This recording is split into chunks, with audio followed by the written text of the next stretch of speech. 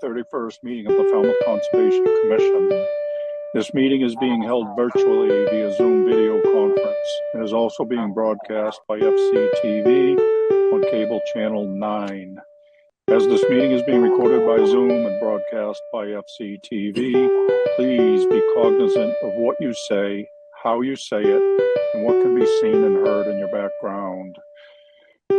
We have 2 commissioners off tonight. However, we have a quorum. We're moving forward. I'd like to remind the commissioners that for commenting, I'll call on each of you in turn, so we're not tripping over each other. Also, all votes are done by roll call, so when I call your name, please state your name and your vote for the record, even if you've made the motion or the second. To our public participants, at any time during this meeting, you may enter any comments or questions via the chat function. At the appropriate time, they will be read into the record. If you'd like to be heard on a specific hearing, let us know via the chat function. Then at the appropriate time, I will call for public comment. When you are selected, you will be moved into the hearing as a participant. As such, you must have your video enabled, be succinct and respectful of others. Public comments will be limited to 3 minutes each. Regarding RDAs, under a request for determination of applicability, the applicant is asking the Commission to determine if the provisions of the Massachusetts Wetlands Protection Act and/or the Falmouth Wetlands Bylaw apply to their proposed project. A negative determination is that the provisions of the Act and/or the bylaw do not apply.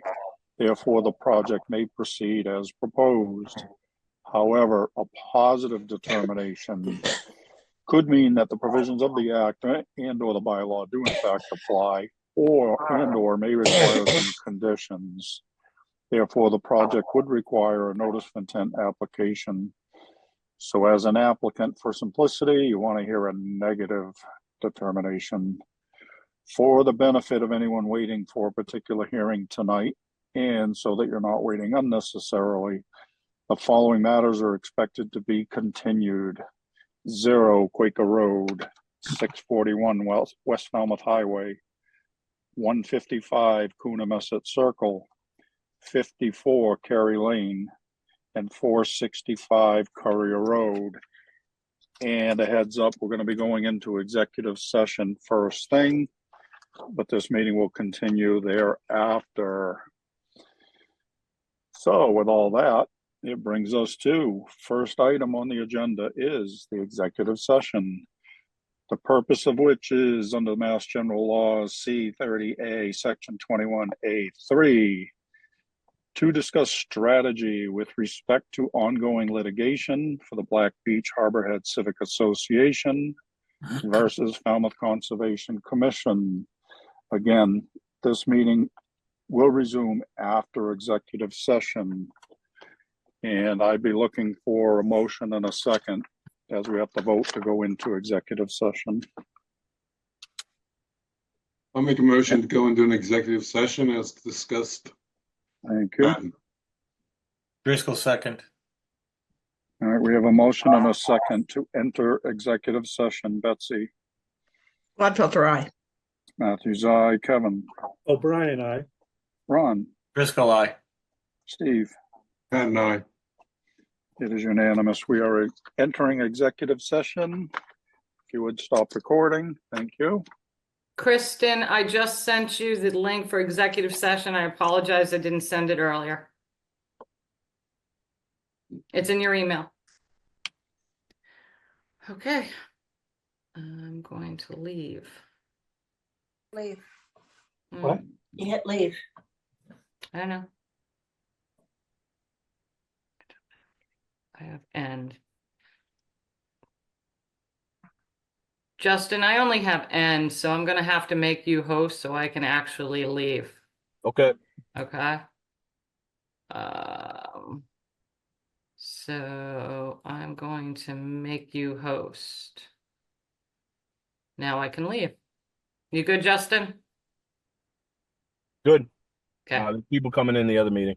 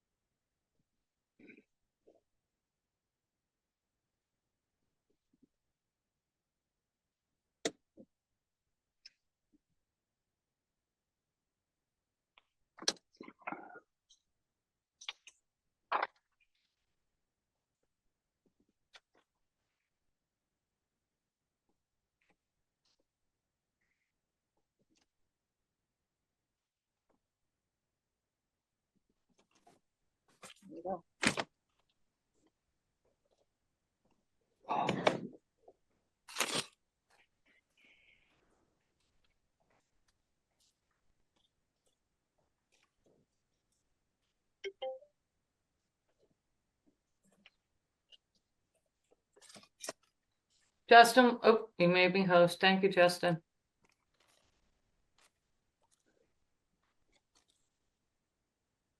Welcome.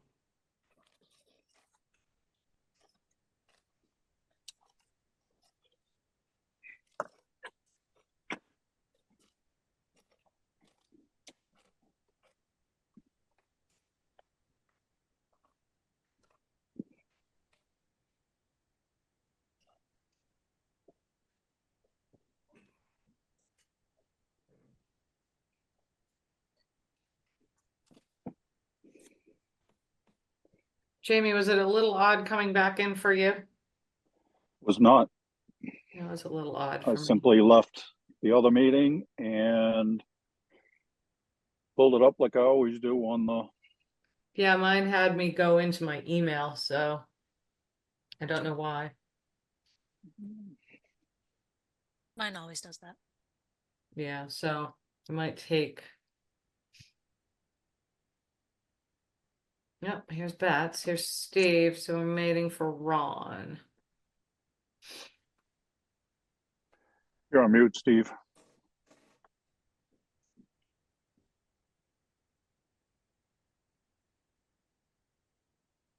And there's a earthquake at Steve's house. Yeah, that's because I'm on my phone. I can't get it on my computer. Ooh. It says you've been invited as a panelist. Check your email, find more information. So I did, and now I'm doing it this way. It usually takes a minute. To do Yeah, it what? doesn't, Yeah, It it took doesn't- me a second. it doesn't come in the same way. And you had to go all the way to the bottom of the email to click on something else. Yeah, But it's not the way I usually get in. no, it's not. I don't know why I did it this week. I think Because I have know to- in the past you've put in the executive session meeting under the, under a choice in the regular Zoom. No, I don't remember that. I've always No? sent those I've separately. always done it this way. Yeah, Fine. But you can't get back into this like you get into a regular weekly meeting. You have to go through what Steve's trying to go into track your down. I did exactly that. I left the executive session and I went back to Zoom, plugged right in. I even beat Kevin this time. Not by You much. beat And Linda. he has a personal Linda. IT director. Yeah. Yeah. Steve, if you go into your email, you should have an email now.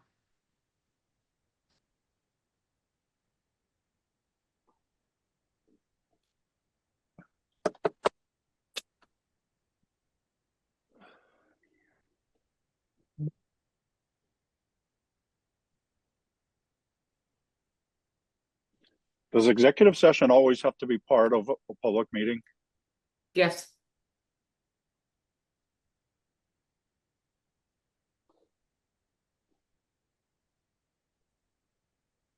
But I think there can just be an executive session, right? So you open up a public meeting, you have an executive session, you close it.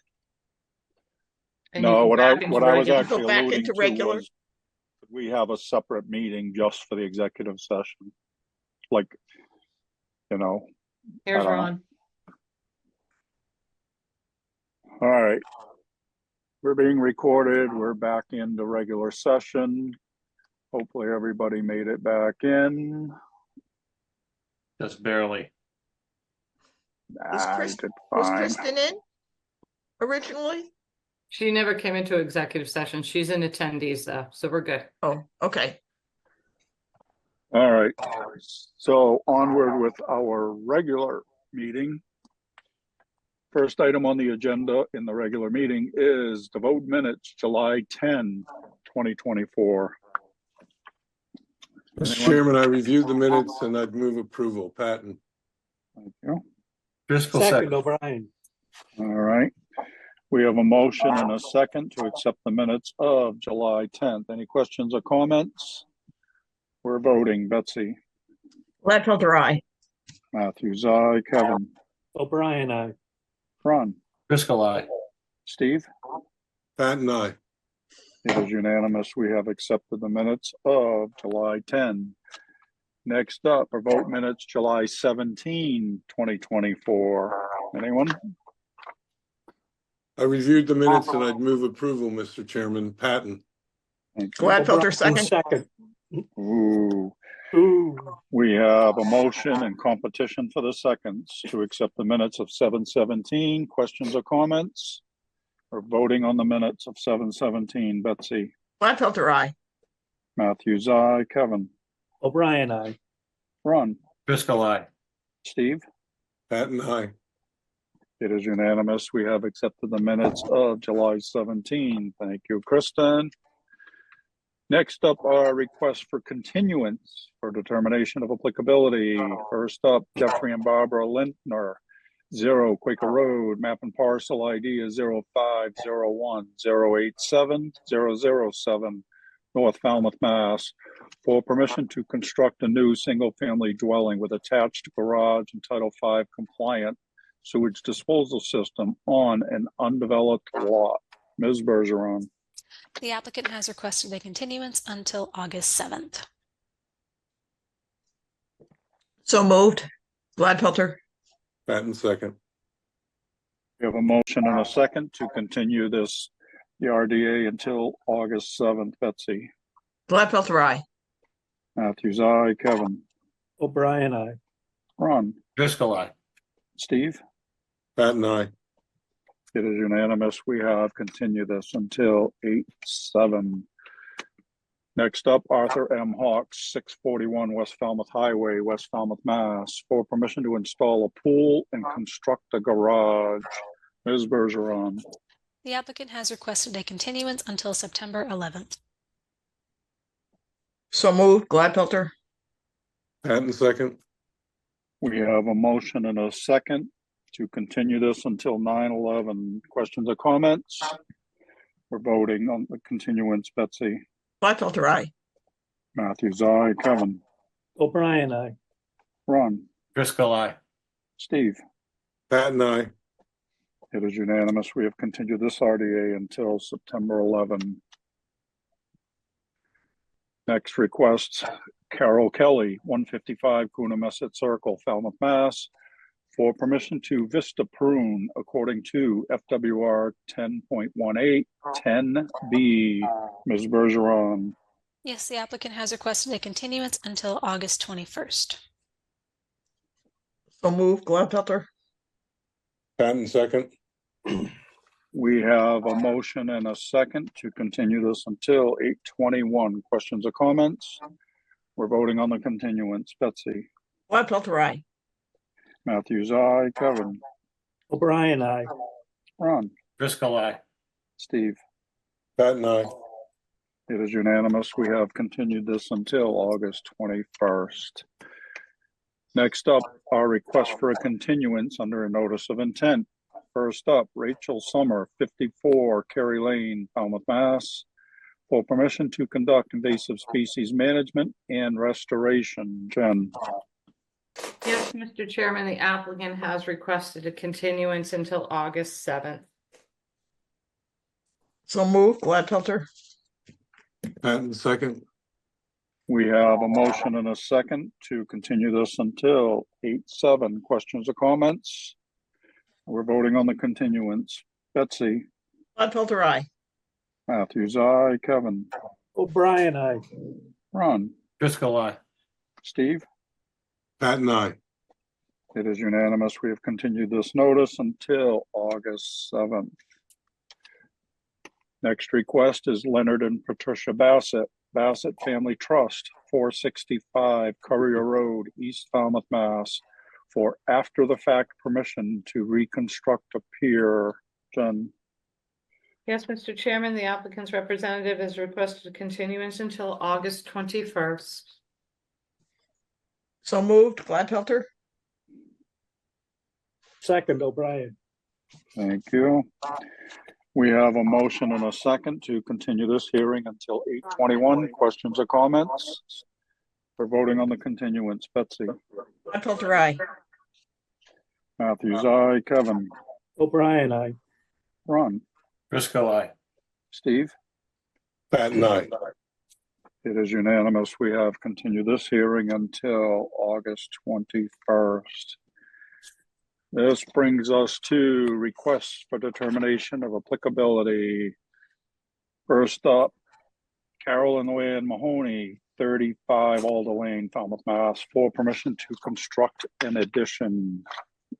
Alyssa, Yes, the staff recommends a -2 under the state and bylaw. Resource area boundaries are not confirmed, and this project solely takes place in an AE flood zone. So moved, Patton. O'Brien. Second, Patton. I'll second O'Brien. all right. We're a little foggy here because we were in executive session first, so.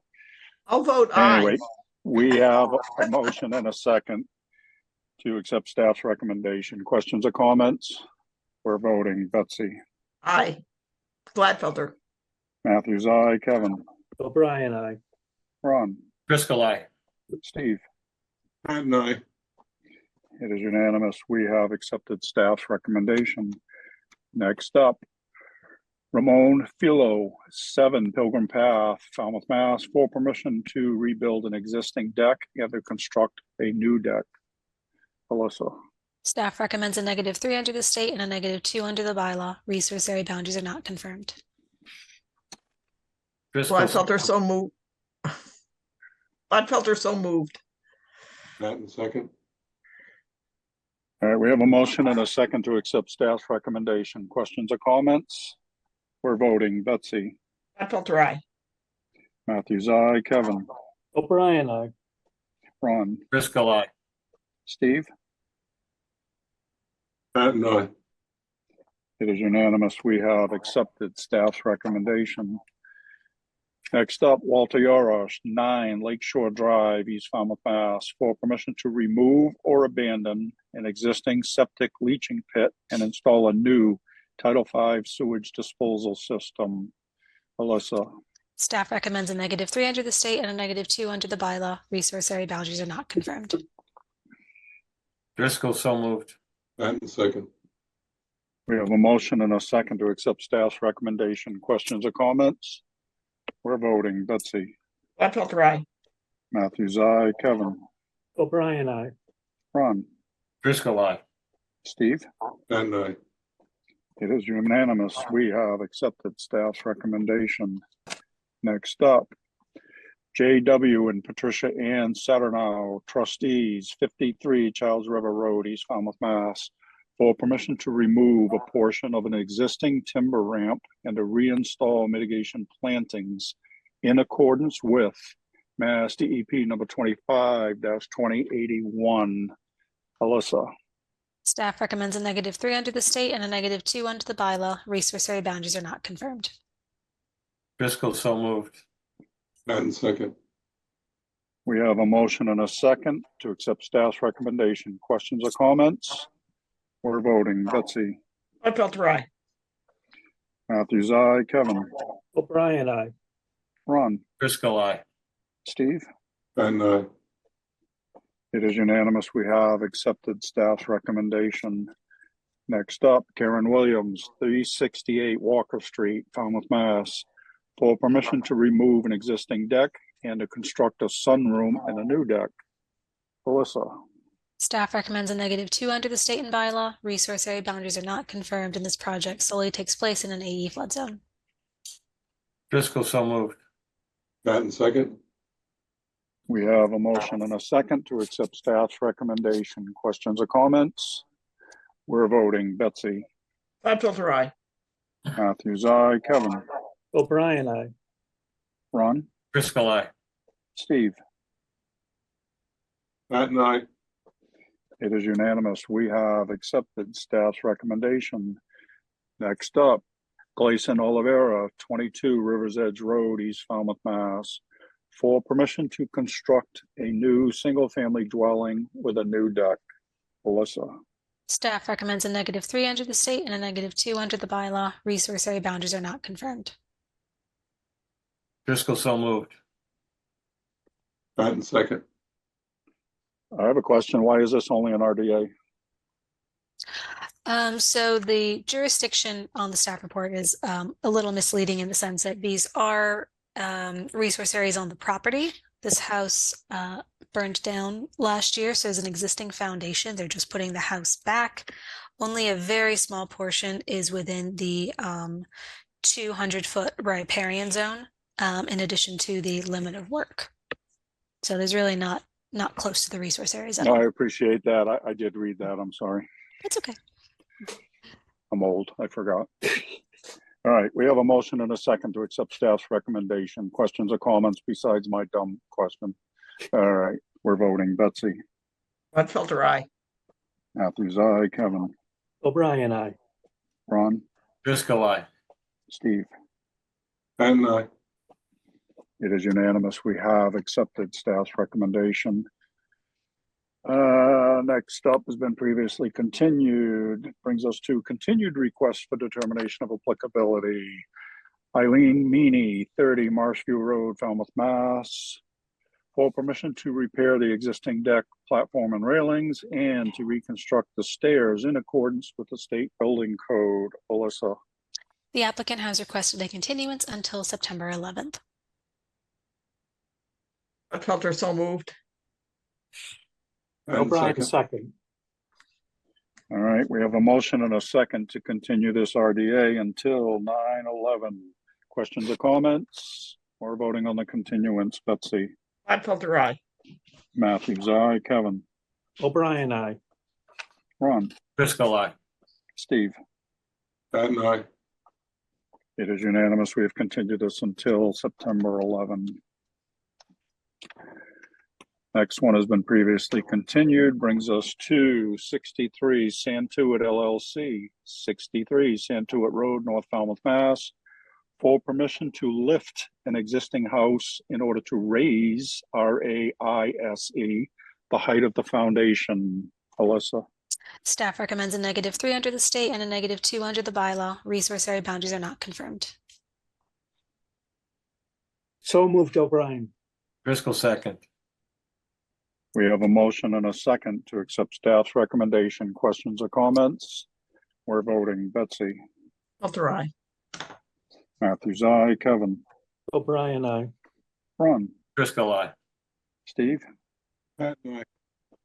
It is unanimous. We have accepted staff's recommendation. Next up, William E. III and Jill R. Colleran, 716 West Falmouth Highway, West Falmouth, Mass. For permission to pump dry, fill and abandon one cesspool, remove one cesspool, and to install a new Title V sewage disposal system. Alyssa. Staff recommends a -3 under the state and a -2 under the bylaw, in addition to a +1 specifically in reference to the shed on the property. Resource area boundaries are not confirmed, and I can elaborate. Please. So this project before you is for a septic upgrade, but when doing our property review, we did notice a few unpermitted features on the property. All but one either has been resolved or can be approved after the fact based on your regulations. The one in question is the current location of a shed, which is within the Zone A2 salt marsh on the property. It isn't permitted, but we could permit it on the property, I think, based on previous decisions by this board. The concern is with any increase in impervious surface and a buffer, it does require mitigation. The situation on the property is a little unique. We're actually working with the previous homeowners. They just sold, so they put in this application to try to get everything squared away. So they're working on behalf of the new homeowners and trying to resolve this matter. They are here tonight. They would like to make a statement and ask the board to keep the shed where it is and not mitigate for it. I will promote Jill Colleran up as a panelist, Mr. Chairman. Thank you.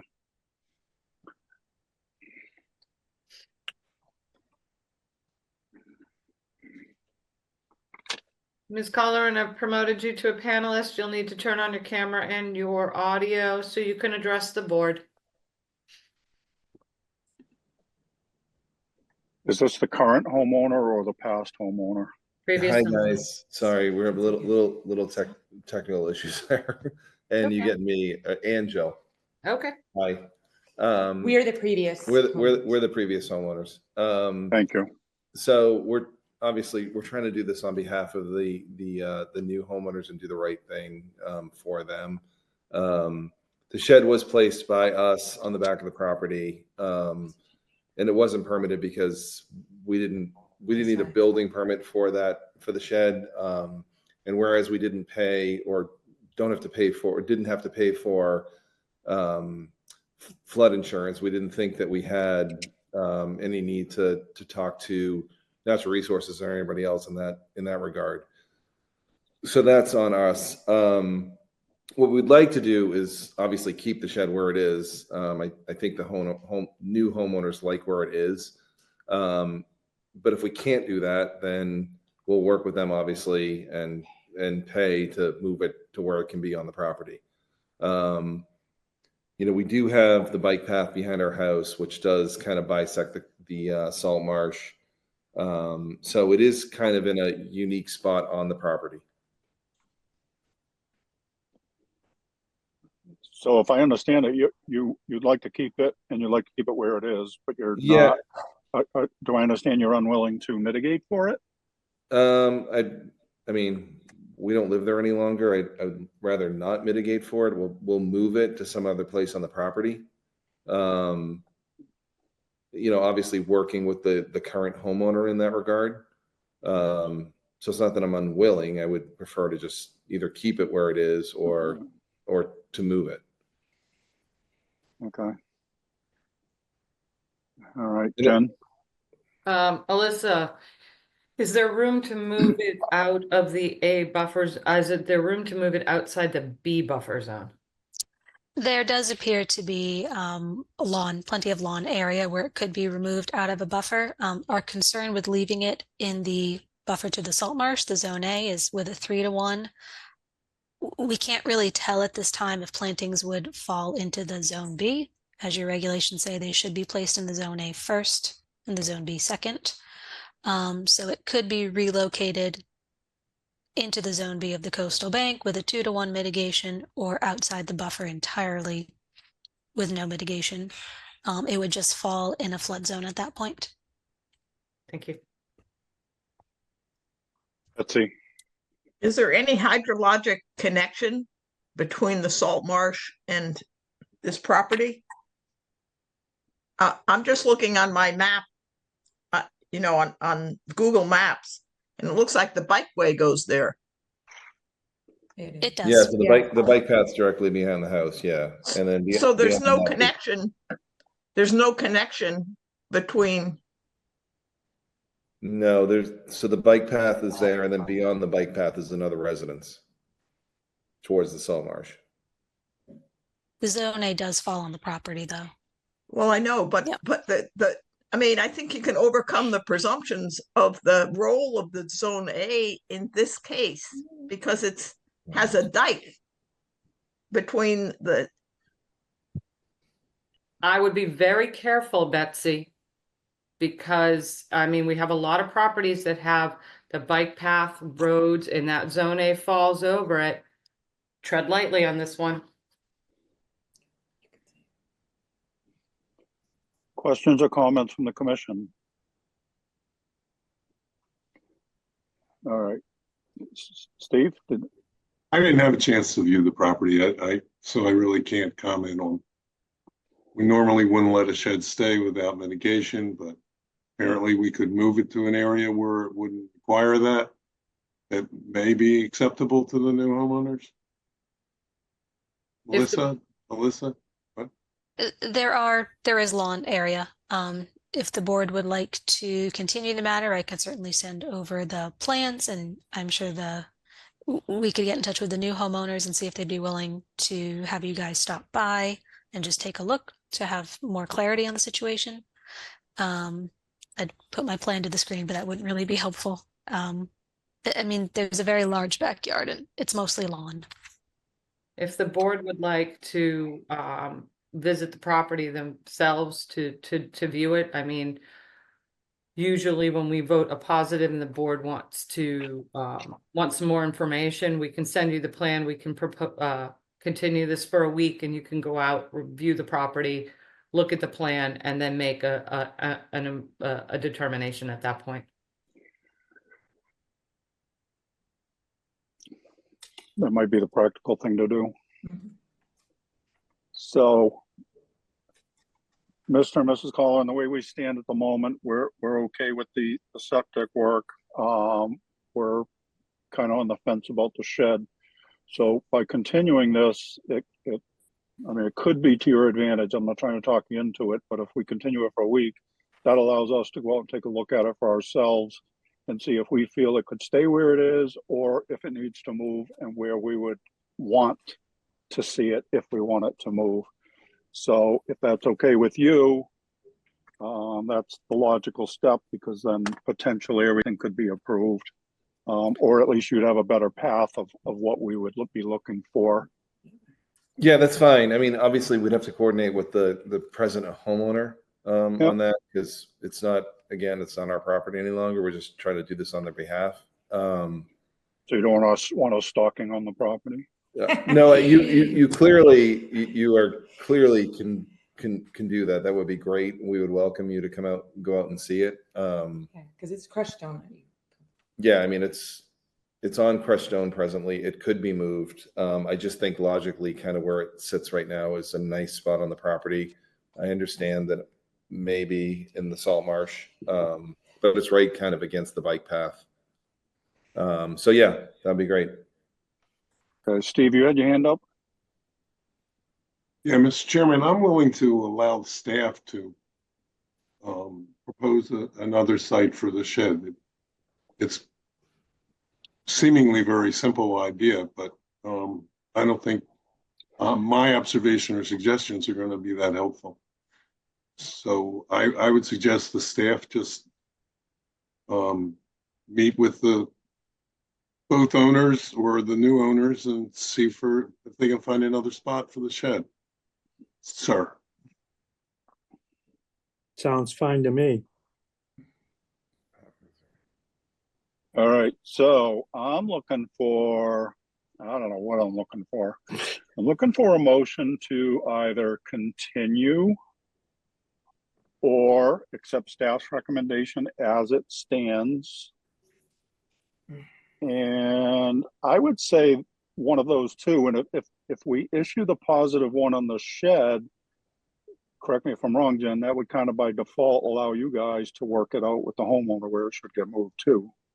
Is that, or do you want that as a third option? No, I don't think the positive would do that. I think the positive would require the new homeowner to file a notice of intent to keep the shed where it is. So if you would like us to work it out with the new homeowner, I would suggest giving us a continuance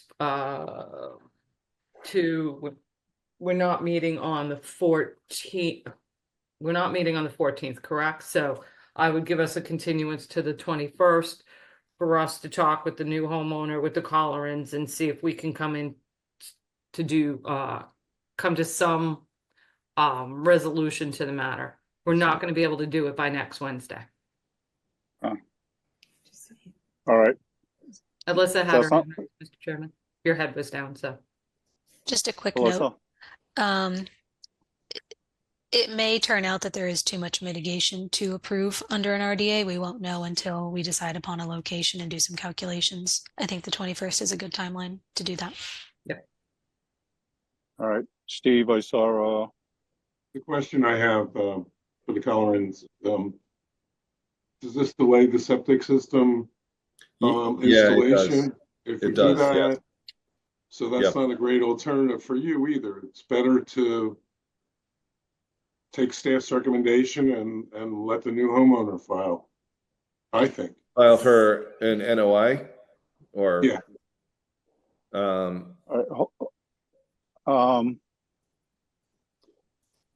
I don't know if this is option 4. Jen, tell me if I'm out of line here. So if we approve staff's recommendation as it shows right now, it allows the septic work to go through, but it, figure of speech, the Collarans, it forces their hand to move the shed out of jurisdiction. But you just said something about a notice. Are we going to require that to move the shed? No. All right, let me think this through for a minute. Yeah. I mean, we could approve the recommendation with the positive, and then the Collarans can refile an RDA, or the new property owner can refile the RDA, and we can deal with the shed. We can deal with the shed on the 21st. We can get an RDA on the 21st.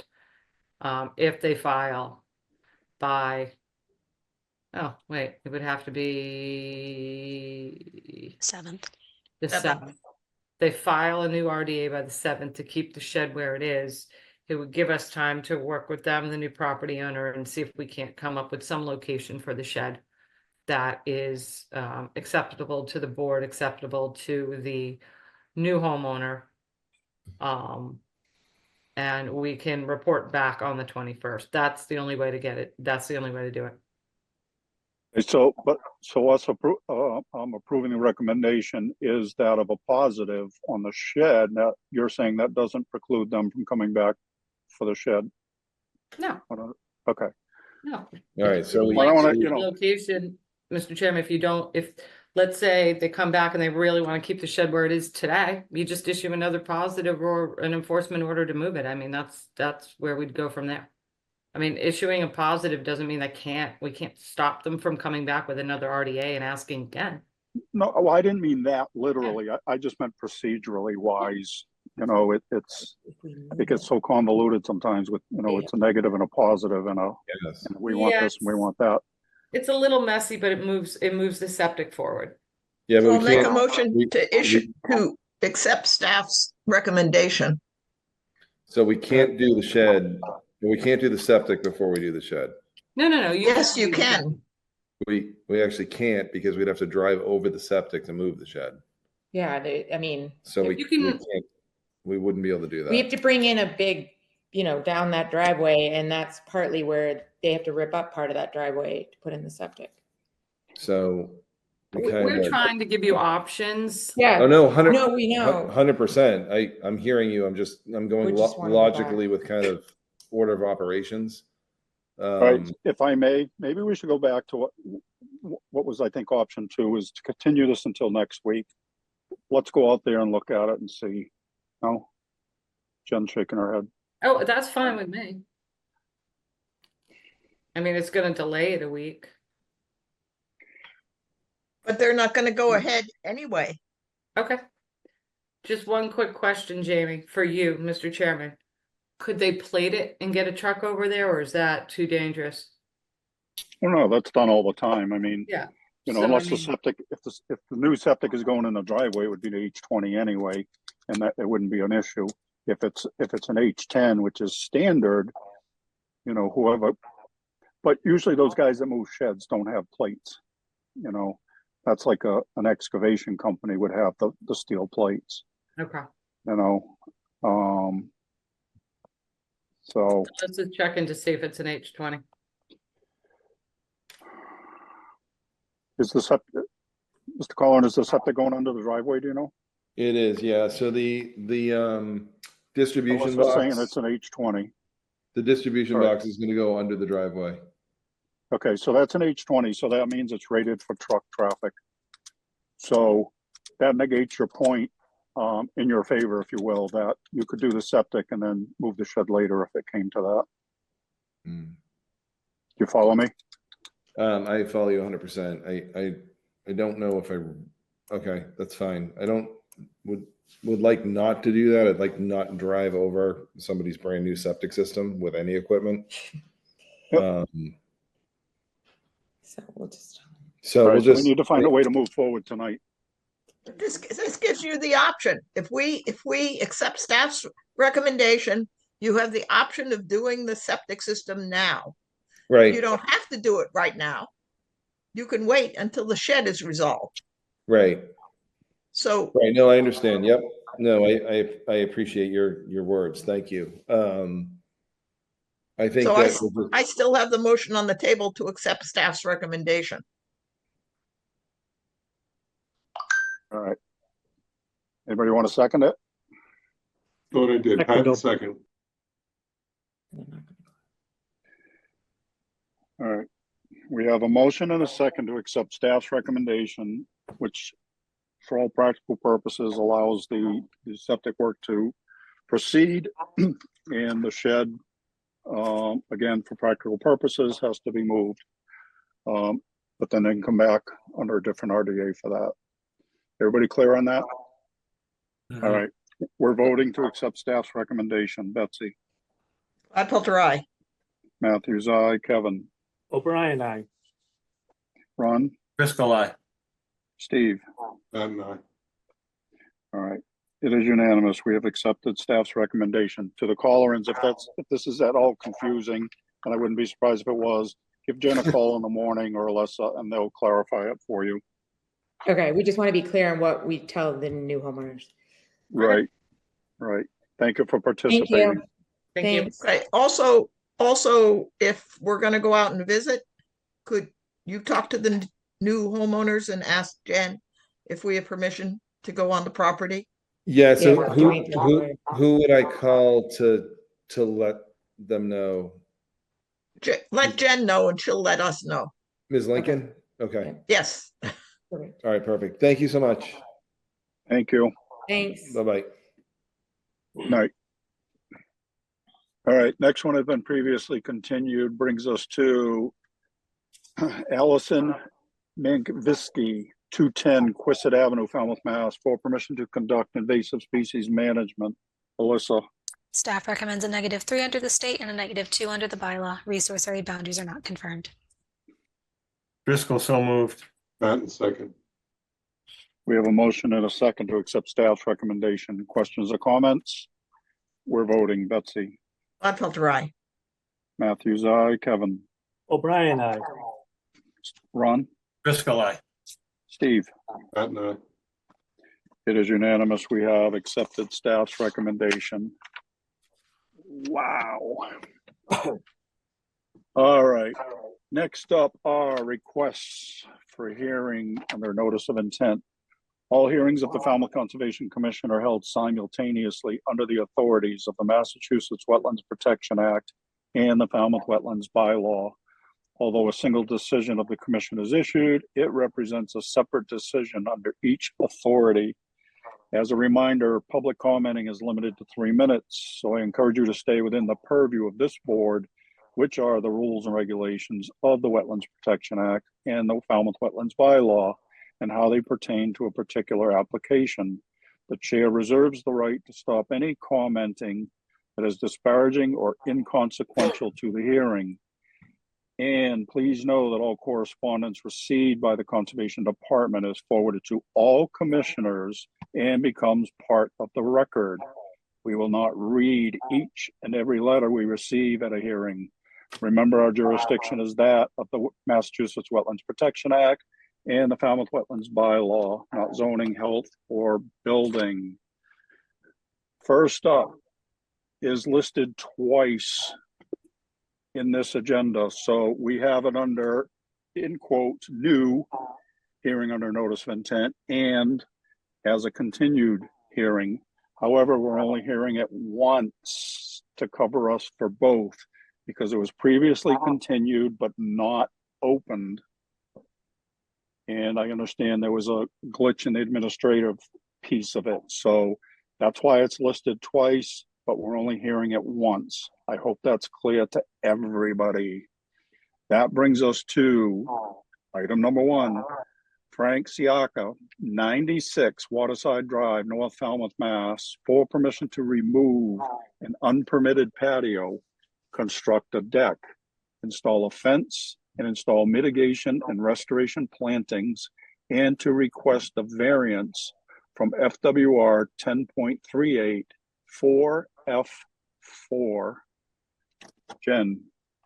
Yes, Mr. Chairman, I've promoted Arlene Wilson from Arlene Wilson Associates to present the project. Arlene, is there anyone else I'm promoting up to address the board? No, I'm it tonight. Okay, and for the record, Mr. Chairman, I will be sharing my screen for Arlene. Okay, thank you. Tell me when you'd like me to start sharing, Arlene. You can go ahead and put up the proposed condition plan, Jen, which I think is the third one that I sent you. In the meantime, good evening, Arlene Wilson, AM Wilson Associates, here for Frank Scassa, the owner of 96 Waterside Drive. This property has several resource areas, working north to south, land under the coastal waters, intertidal and supertidal beach. There's a small dune in the lee of the groin that you see on the top right of your screen. A seawall, which for purposes of the bylaw is a coastal bank, but is not a coastal bank under the Wetlands Protection Act. It is not a sediment source, clearly, and it's too low to be a vertical buffer in anything greater than a 10-year event. And the property is in two FEMA flood zones, VE 17, which runs about through the middle of the house and to the north to the water, and an AE 14 from the middle of the house to south to the street. The site was first developed for single-family residential purposes in about 1986. At that point, it had the benefit of an order of conditions. The property, the project consists of the installation of mitigation, the construction of an extension to the existing deck, which is over what is now an unpermitted patio, which will go. We've also discussed with staff this last week, there is an old kayak rack on the east side of the property, which would be in the mitigation area that will be coming out. It might be relocated further to the south on the property in an area that will remain lawn, or alternatively, we're talking with the owners about the potential to hang the kayaks from the railing of the deck, which would get everything off the ground. There's also the installation of a fence, which runs essentially along the sidelines and the top of the seawall. That is for the owner's dogs. We're proposing 4-foot high, what's called non-climbable fence. It's a wire fence with the openings 4 inches by 6 inches, commonly used for dog enclosures. So the site has a long history of violations, as noted by your staff. The applicant is not responsible for any of those violations, which interestingly include the removal of all of the mitigation that was required under a 2008 order of conditions. That mitigation apparently went in. The owner received a certificate of compliance, and then over the next 4 or 5 years proceeded in increments to remove all of the woody vegetation and convert the area back to lawn. It's been 100% lawn for at least the 6 years prior to Mr. Scassa's acquisition in 2022. He did talk with staff before he bought the site. Staff told him that the mitigation plantings would need to be replaced. He understood that, but the permit plan on which that was based is a little misleading to somebody who isn't used to reviewing site plans, it looked to Mr. Scassa like there were groupings of shrubs set in open areas. That clearly is not the case.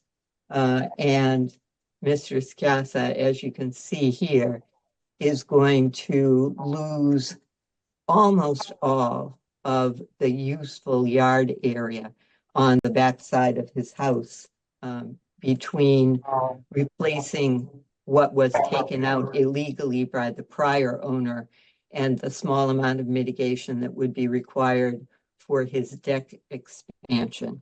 The woody planting area for both of those projects totals 4,666 square feet. He's more than willing to do that. But the deck expansion would provide him with some useful passive recreation area outside, without having to get into the mitigation planting area. It is about 319 square feet of new hardscape in the velocity zone. That's about 119 square feet more than the 200 square feet that you would normally allow.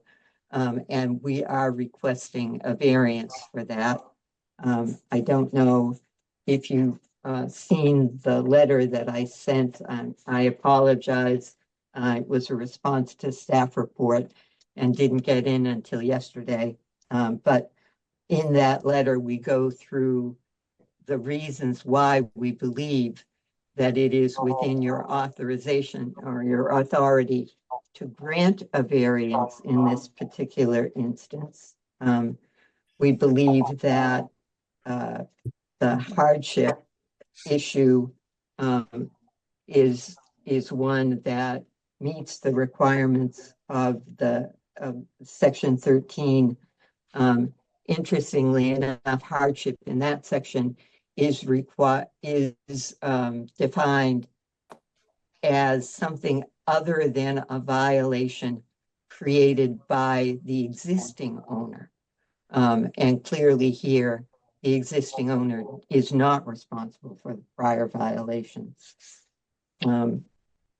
We also believe, and I think the other difficulty with the variance request, as you might normally review it, is meeting the requirement for overriding public interest.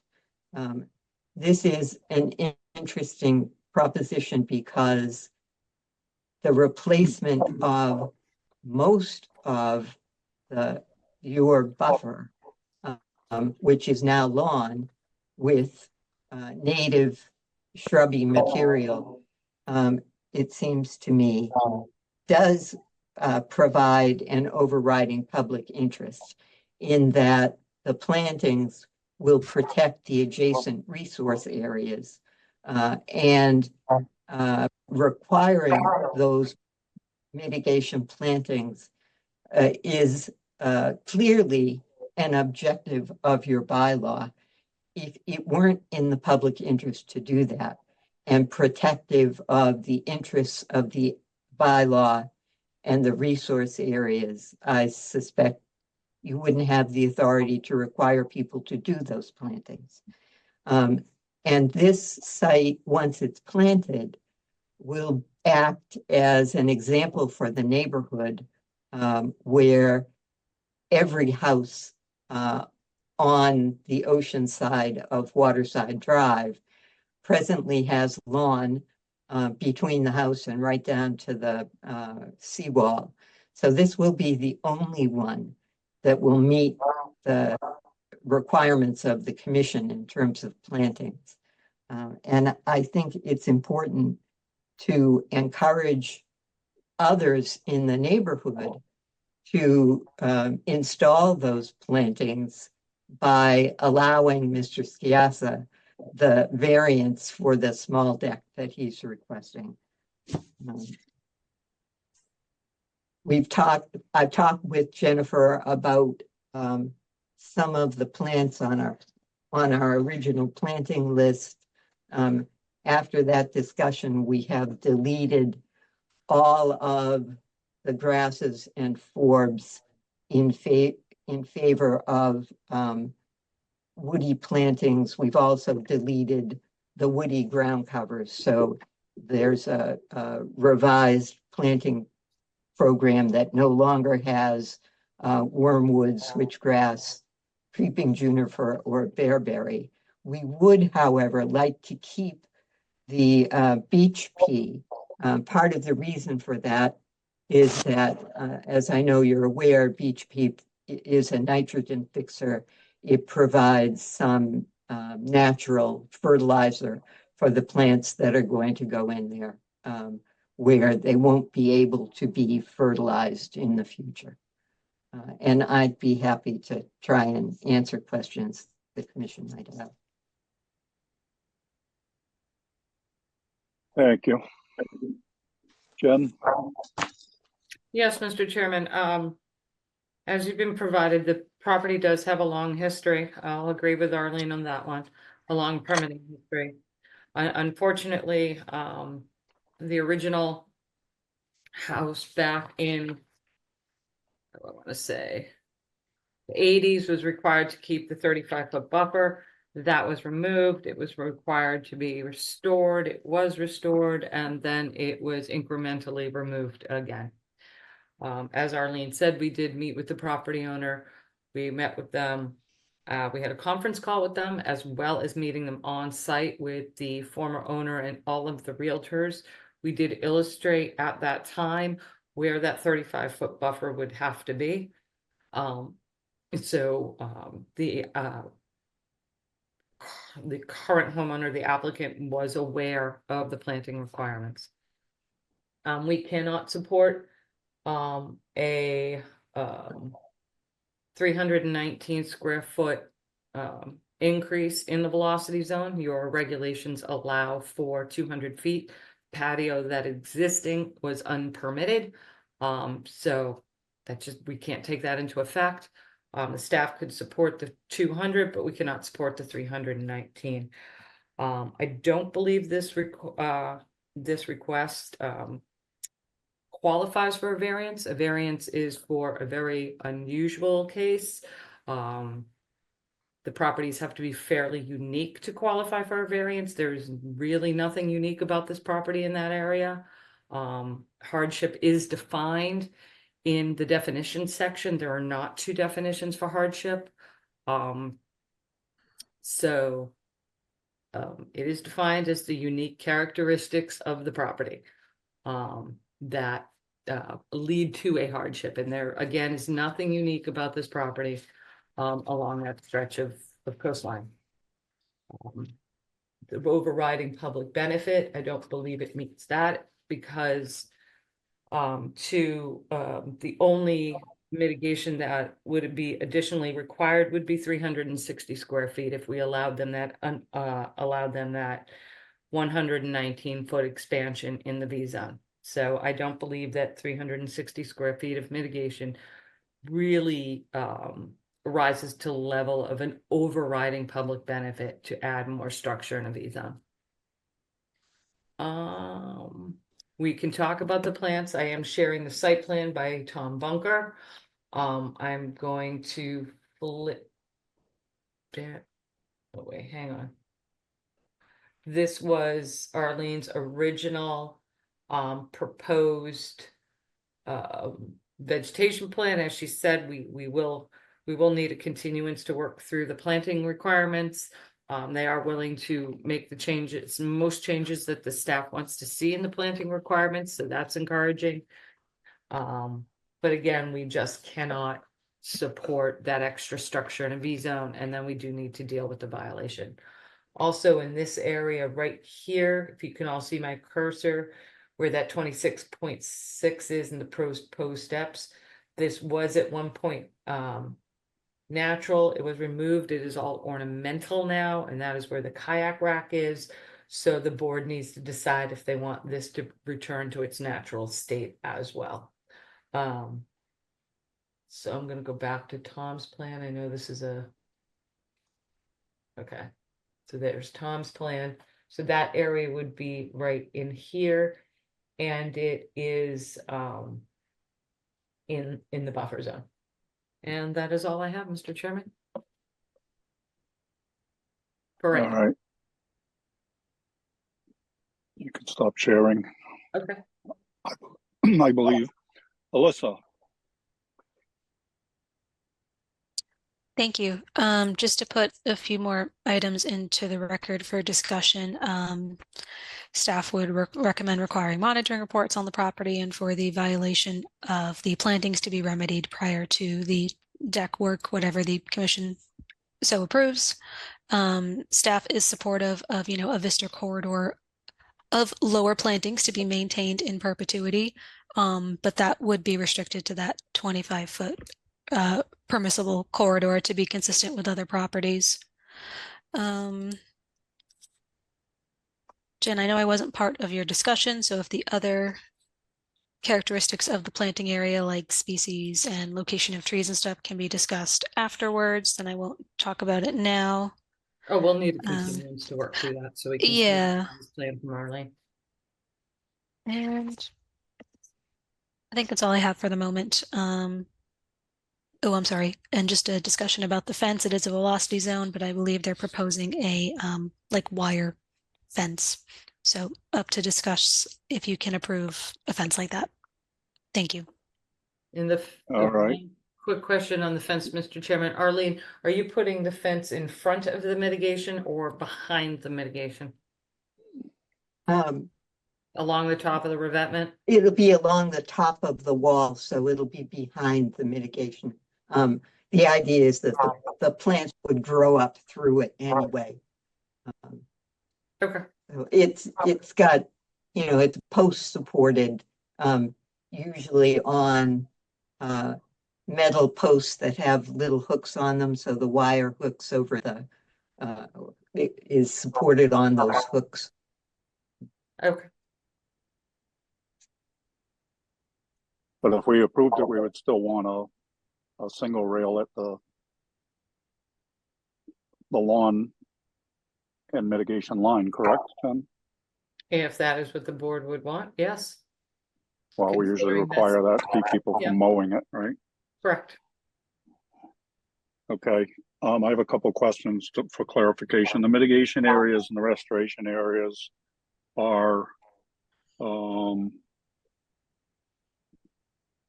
that's what's proposed for that piece of this application, correct? Is to put mitigation that was required prior, or to return mitigation? Well, it was technically, if you go back to the 80s, it was a required buffer of 35 feet. Right, and then it was removed, so this is to put it back. Yeah, it was supposed to remain undisturbed. It was removed. It was required to be put back. It was removed again. So it would be the restoration of that 35-foot buffer zone plus mitigation for whatever square footage you allow in the V zone, which again, to restate the staff's stance, we would recommend the board, hold that 200 square foot addition in a V zone as your regulations allow and not allow the 319 square feet. Okay, hold that thought. So is the mitigation area include mitigation for that 319? Yes or no? Okay. Yes. So you said, Jen, a minute ago that there would be 3-to-1 for the 119 square feet. If we allowed the 200, why wouldn't there be mitigation for that? Oh, I'm saying that the mitigation for the 119, I'm assuming the board will allow the 200, which would need to be mitigated for. So the Okay. 200 square feet. So whatever we allow, we have to mitigate for. Correct. Okay. Arlene, hold your thoughts, please. So I'm just trying to understand what all the mitigation is for, to make sure I'm clear on that. That's why I'm asking. And okay, so you answered my questions. So we're going to continue. Jen? I'm just saying if the board votes the staff's recommendation at sticking with the 200 square feet, there would be less mitigation you're seeing on this plan because this includes. Yeah, that's why yes, okay, Okay. all right. Commissioner comments, Betsy. So I have two comments. One is I agree with all of Jen's analysis.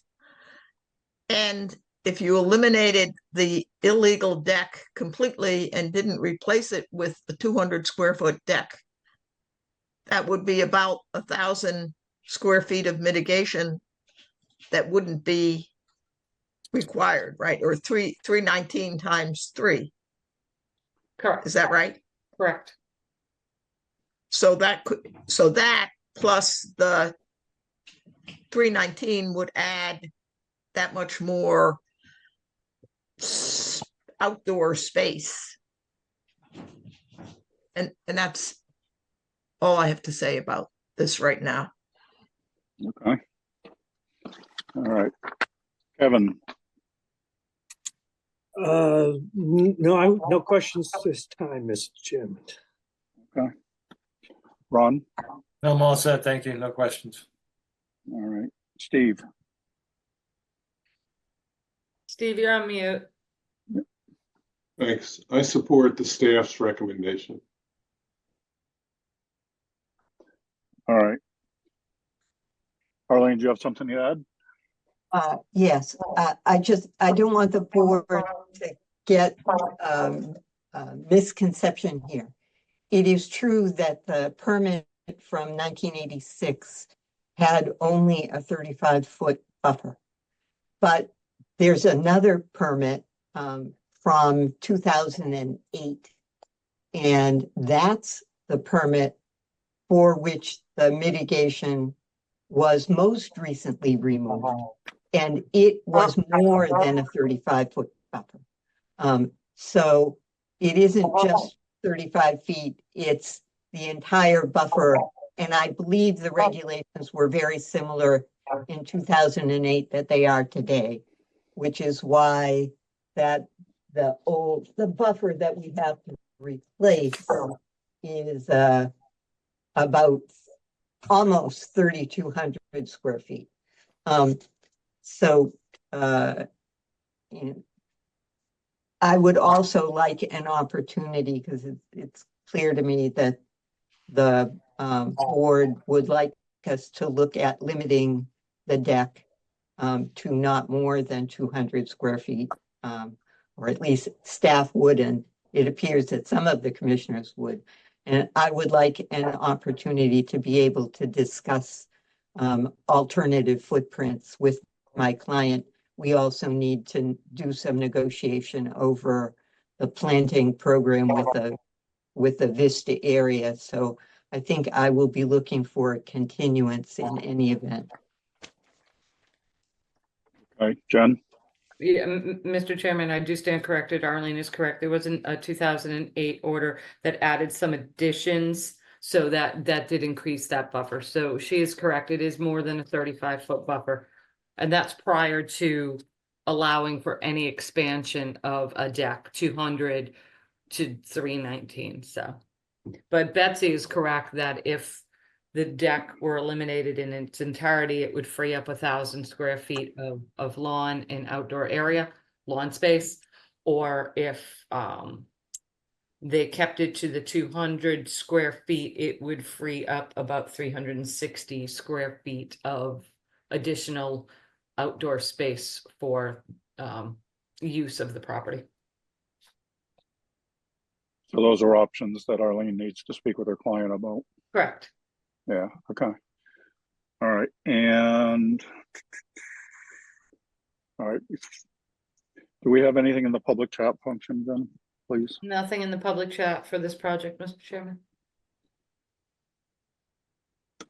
All right, so Arlene, it sounds like that was a formal request for a continuance.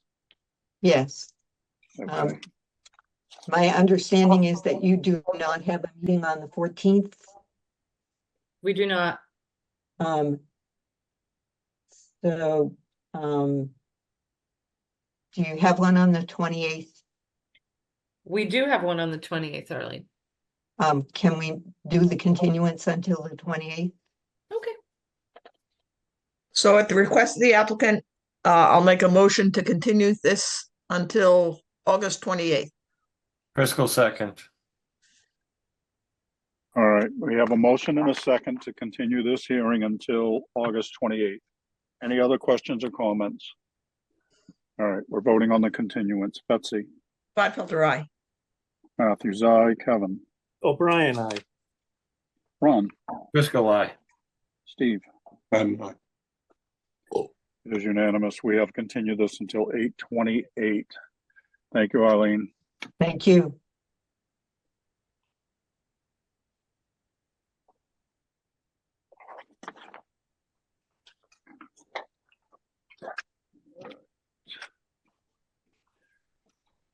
Next up,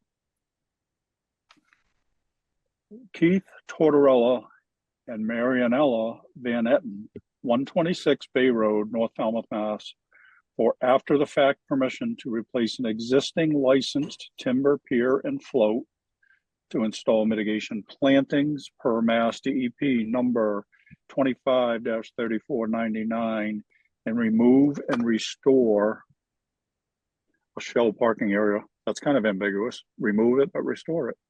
Okay, Jen. Yes, Mr. Chairman, give me 1 second.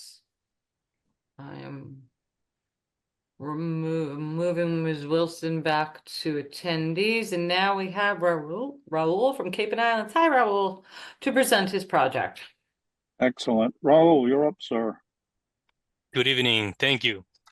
For the record, Raul Lizardi from Cape and Islands Engineering, representing the applicant homeowner of this project and this notice of intent application, Keith Tortola. This project, some of you may recognize from early January of this year. The current owners purchased the property sometime in 2017 or late 2016. And last year in 2023, they asked for conservation staff to meet on site to review some prior mitigation areas on the property. Staff noticed that a couple of items on the property were new to the site and requested that the applicants filed an RDA at the time to restore some prior mitigation areas that were cleared, and also to remove a crushed shell parking area that was installed within the lawn area. Also to document and get permission to keep the restoration or replacement of the floating pier that the homeowner performed some changes or modifications to in the past couple of years. So that RDA was presented in January and it received a positive determination. So we are here today with a notice of intent for the same items that were presented at that RDA. If I could share my screen. Yes, sir.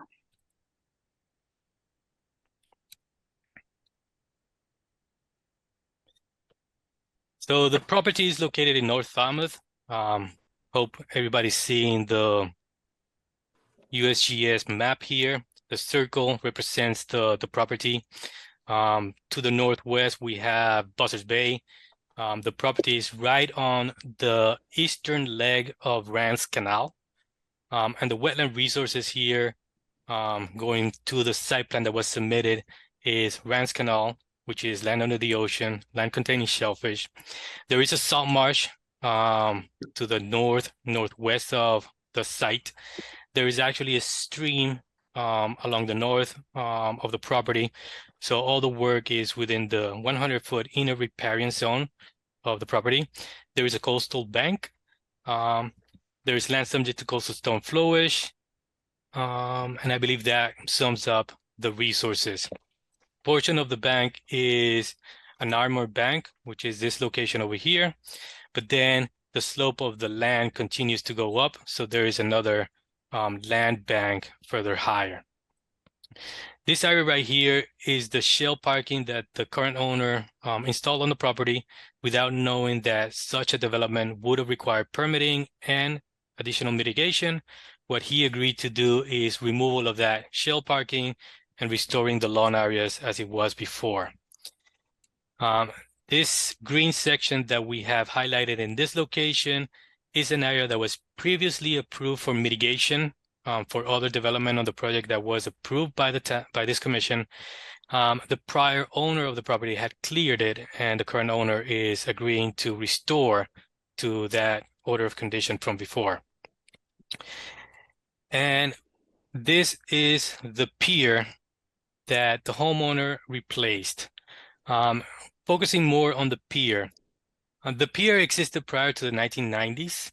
It did receive an order of condition for reconstruction of the pier in 1994, and it received a license through Chapter 91 Waterways. The pier that was licensed is the one that I'm showing to the right of this picture. It was a floating pier. There's a portion that is fixed at the beginning of the pier. There was a ramp, and then the remaining of the pier was floating with the tides. What the applicant did after 30 years of that pier, after the reconstruction in 1994, and noticing that a lot of rotting was happening on the decking boards, he replaced the entire structure. Back then, the ramp and the floating pier were all of timber decking. What we currently have is an aluminum gangway at this location with through-flow grading, and then we have a modular plastic floating pier for the remaining of the pier. We did receive the comments from DMF, and they are requesting that a condition be placed for flow stops. We believe that this floating modular piers are not particularly good with flow stops. These are completely encapsulated plastic bins. The flow stops would introduce some additional stresses on the beams that we believe will be harmful for this pier. We do ask that the town or this commission allows the flow the same as it was allowed in the 1994 permits and licenses. That pier was completely hinged on this ramp at this location. During low tide, the float will be pulled landward following the length of the ramp. In current condition, the float only goes up and down. The homeowner installed 6 posts or pipes that keep the flow from moving landward during low tides, which is something different than what was happening with the old float, because the old float was hinged at 2 locations with the ramp.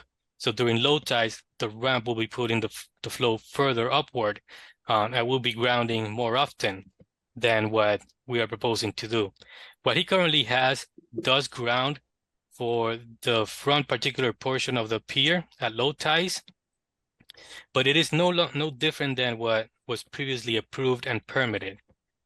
So what the homeowner is asking for this commission is to approve the same that was approved back in 94, allowing the flow to be without flow stops. But if there's any questions, I'll be happy to answer. Thanks, all. Jen?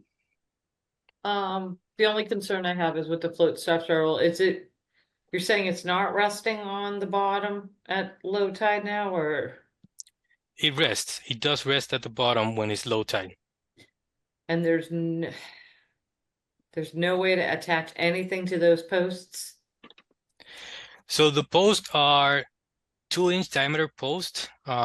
This type of post, if you add additional weight every low tide, they'll drag down, and it will eventually become, again, it will be resting on the bottom.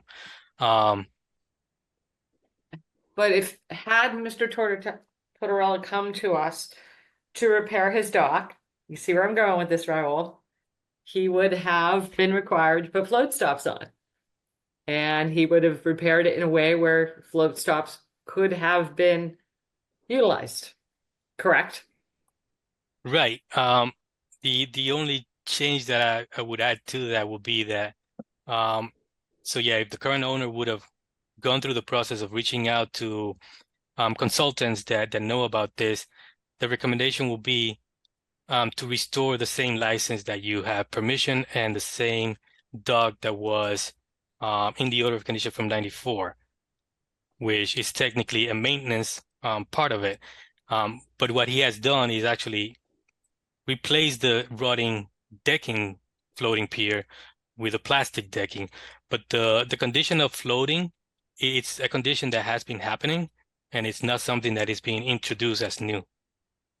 I understand that, but if the applicant had come to us as he should have been required to, or, was required to come to the Concom when you want to change something on your dock, we would have absolutely allowed the applicant to replace and repair his dock, but in a manner where it would no longer be resting on the bottom. And he would have just had to use different materials. That's all I have, Mr. Chairman. Alyssa, No comments, thank you. all right. Commissioner comments. I'm going to start with Ron. I have no questions. I don't quite understand all this dock and floating stuff, so I'll let it go over for now. Thank you. Okay. Steve? Yeah, there seem to be so many other issues on the site, but as far as the dock goes, I'm not sure whether Raul or BMF, I'm not either. I'm like Ron, I guess I don't understand. So what happened, Steve, and I think maybe I can help you out, is, we went on to the property, we noticed the dock had been redone. So the dock was completely, basically replaced or rebuilt without a permit from this board. The problem is now the way it was rebuilt or reconstructed does not, as Raul noted, does not allow for the use of float stops. Had we been involved in that reconstruction repair, we would have required it to be built in a way or rebuilt in a way where float stops could be used, where we could stop the float from resting on the bottom. Right now, it gets so shallow in there, it's a floating structure that when the tide goes out, the float is resting on the bottom. We would have had them employ float stops, which would be attached to the posts or pilings, which would stop that float from resting on the bottom. I hope that helps. So now this dock is not strong enough to do that. The one he installed without, getting it permitted from the board, correct? I guess that's what you're saying, Raul, is it's not strong enough to support those float stops. Right. The existing new modules, the plastic modules, they just have two 2-inch pipes at the beginning, at the middle, and at the end. The system that's on the site today cannot be fitted with the flow stops. What DMF letter recommends is using piles, which will be like 10-inch piles to put flow stops. This is a completely seasonal pier, so every off season, everything gets removed. The pipes get removed, the gangway gets removed, and the floats get removed. So we just ask for consideration of no flow stops. If the board thinks otherwise, the homeowner had to reconsider what he's got on the site. All right. Steve and Ron, you guys good? I'm all set, thank you. All right. Yep, Betsy. thanks. I agree with Jen's recommendation. Sorry, Raul. That's all. All right. Raul, we're going to beat this to death. You know that, right? I want some clarification here that when you said the original license allowed everything to float free, did that have pipes installed back then? No. So the Okay. original, okay. Well, I'm looking for clarification, so bear with me for a second. So you added pipes. So in a manner of speaking, you created your own problem, but hold that thought. Don't throw things at me yet. So I'm looking at your plan and it says you have PVC sleeves. So my question is, and I'm not sure how to do this not being in person, you have pipes. Do you then have PVC sleeves that are bolted to this dock so that it rides up and down those pipes? Or are those pipes simply standing there so it can't go like side to side? Do you understand what I'm asking? So the pipes are only for lateral kind of locking of the float. It's not really a vertical support. To these pipes, the sleeves are attached to the floats, but they slide through the 2-inch metal pipe that's inside the sleeve. Okay, so with that in mind, I don't follow your argument that it structurally wouldn't work to have stops, because if you put stops, the PVC would simply hit those stops and not drop anymore. Right, but then what you will have to do is each section of this PVC or plastic module will have to be strong enough to act as a fixed pier when it's no longer floating. But So if it lands on the points, float stops, how is that different than landing on the ground? so when it's landing on the ground, bottoming out, there's completely support at the bottom of the whole bin.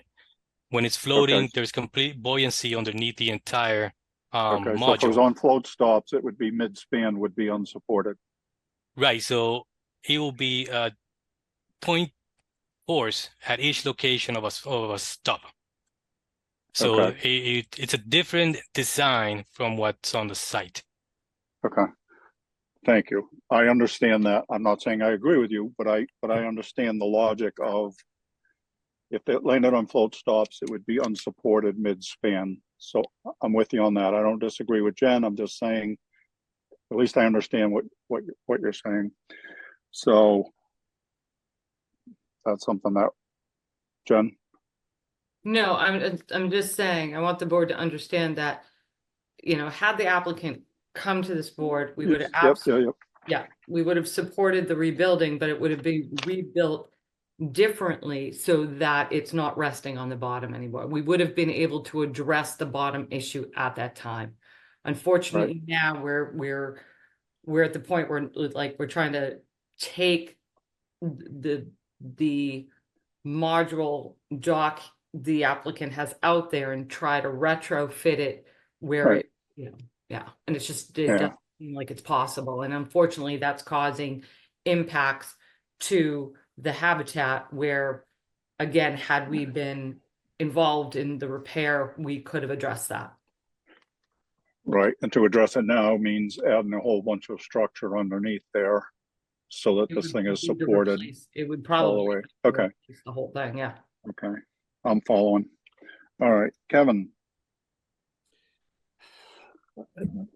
I'm afraid I understand, and it just leaves me with a difficult choice.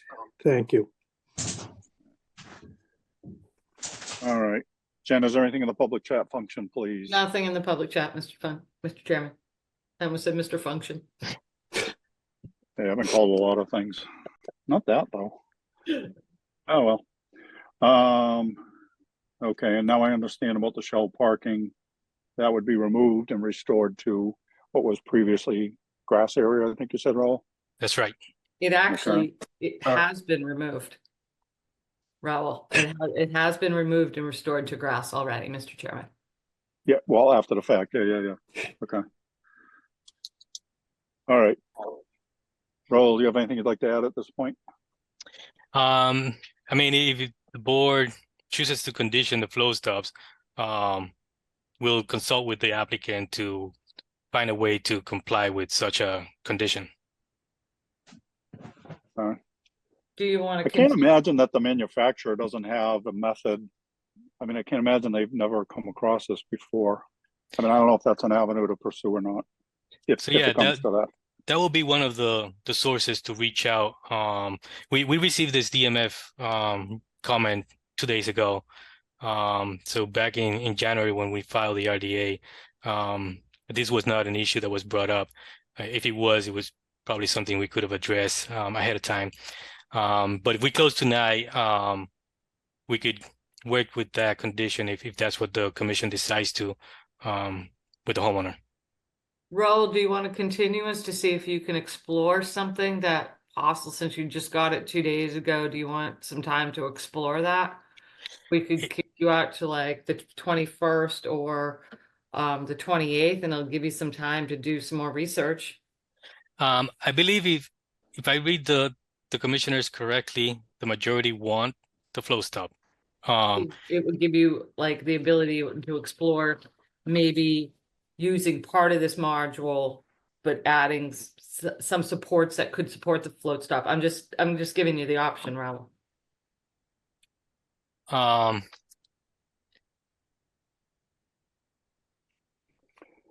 If we continue, what would be the soonest I can be 21st. heard?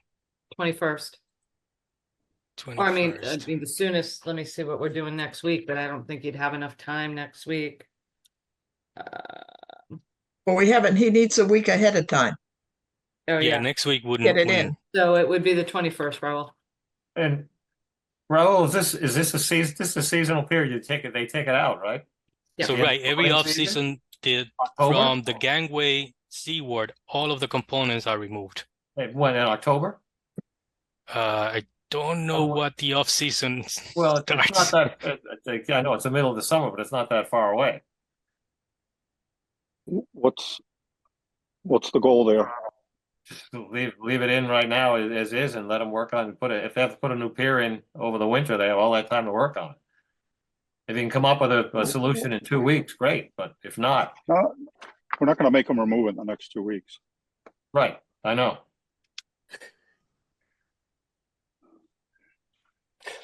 Take the continuance, Raul. Yeah, I thought Kevin had a question. He was raising his hand. No, I think the continuance is your only option. Yeah, so I would ask for a continuance to the 21st if I can get that. It just gives So- you some time, Raul. At the request of the applicant, I'll make a motion to continue to August 21st.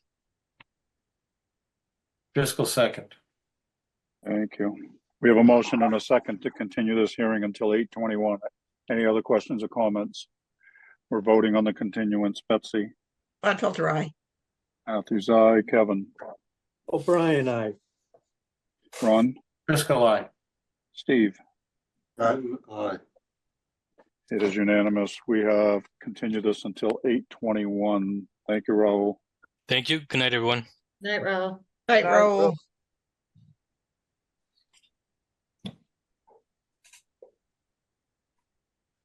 All right. Next up are continued requests for hearing under notice of intent. First up, Bob Sauerberg, 135 Little Neck Bars Road, Falmouth, Mass. For permission to renovate an existing dwelling, construct 2 additions, reconstruct 2 decks and a walkway, remove a shed, and install DCPC plantings. And this was continued, but it wasn't open, so the quorum is all of us tonight. Jen? Yes, Mr. Chairman, I am promoting Tim Santos up to present his project.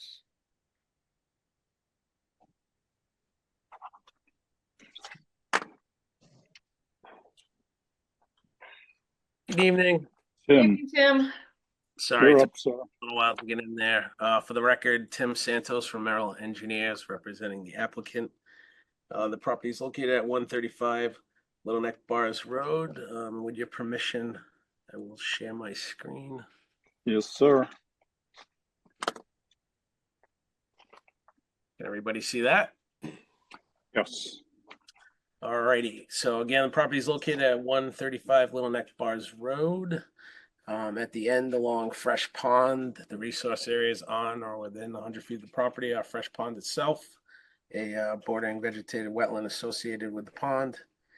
Coastal bank, and to the east of the home, we have an isolated wetland and vernal pool. And the entire property is in land subject to coastal storm flowage. AE elevation 18. Property is currently developed with an existing single-family home, a few decks, gravel driveway, paved driveway, and lawn and landscaped areas. We are here tonight looking for approvals to renovate this existing home with a few additions.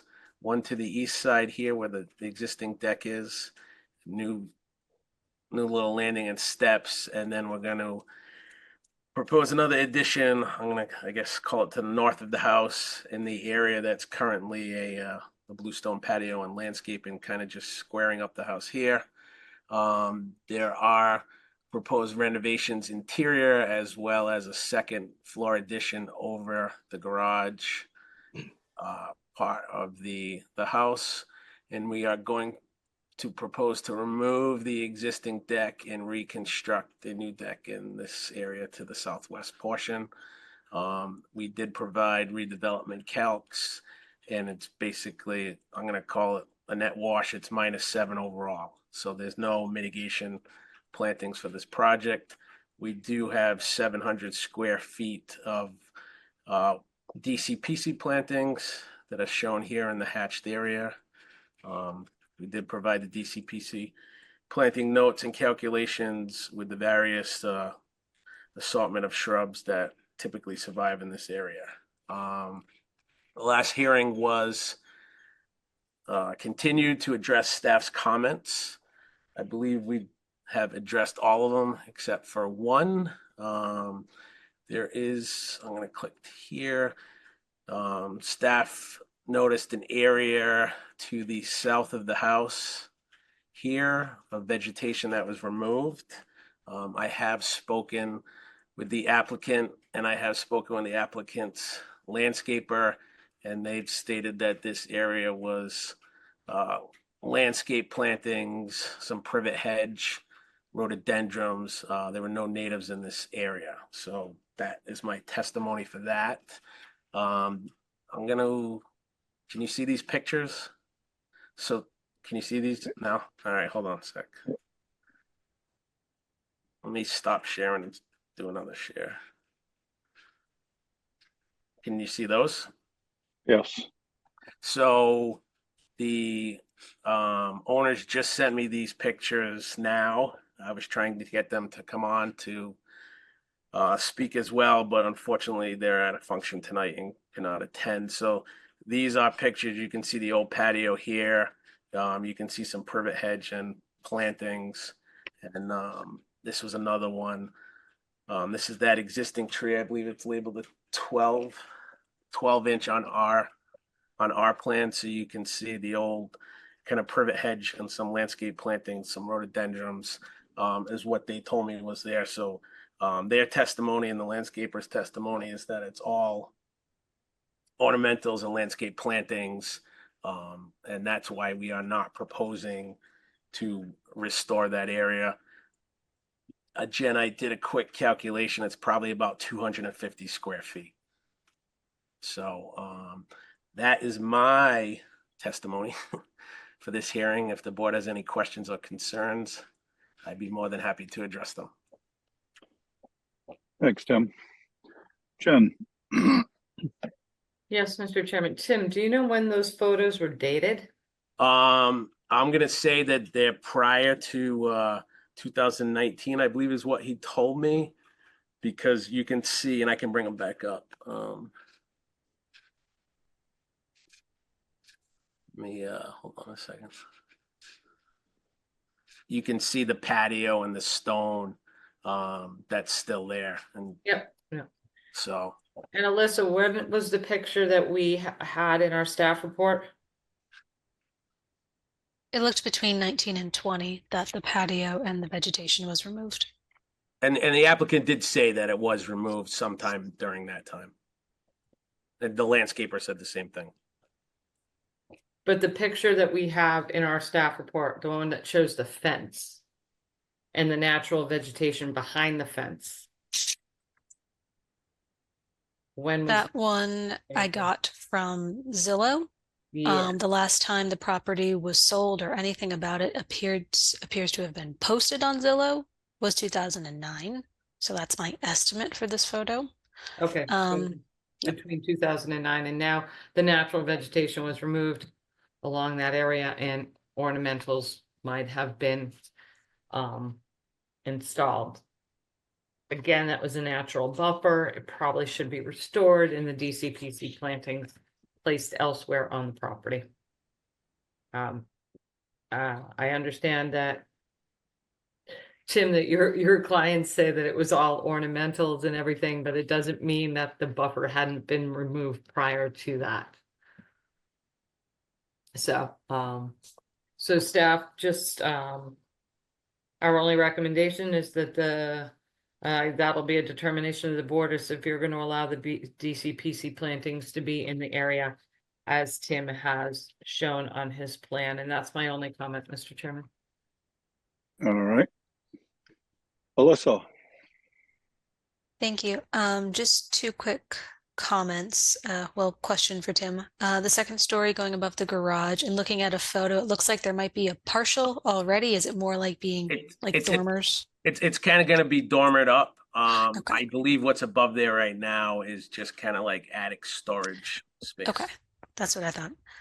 And then just a comment for the dock, just so it doesn't go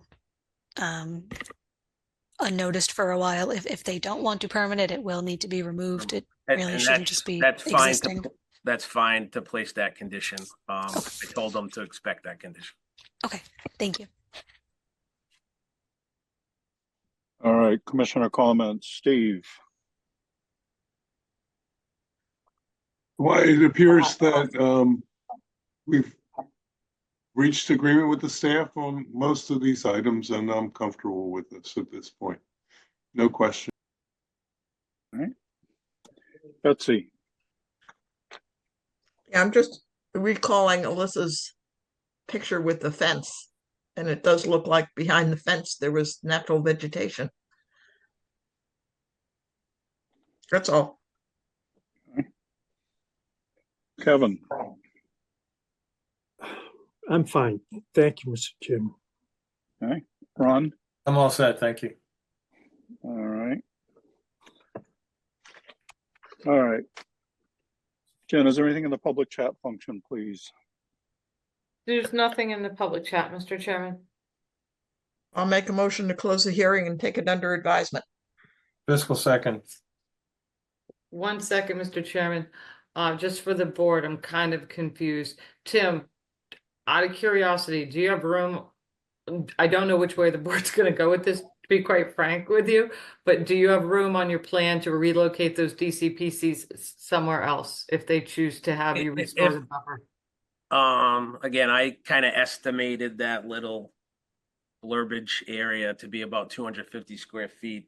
You know, if the board felt that that's required, and that testimony that I provided and the supplemental photos, and I can give you those two photos. I can email it to you right now. I literally just got them about an hour ago. No worries, Tim. So I understand. apologize if that's not enough to overcome.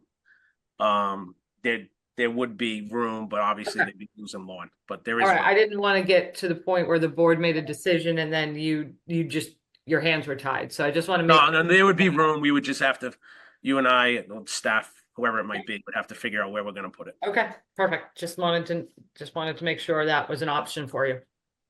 If it comes to that. If it comes to that.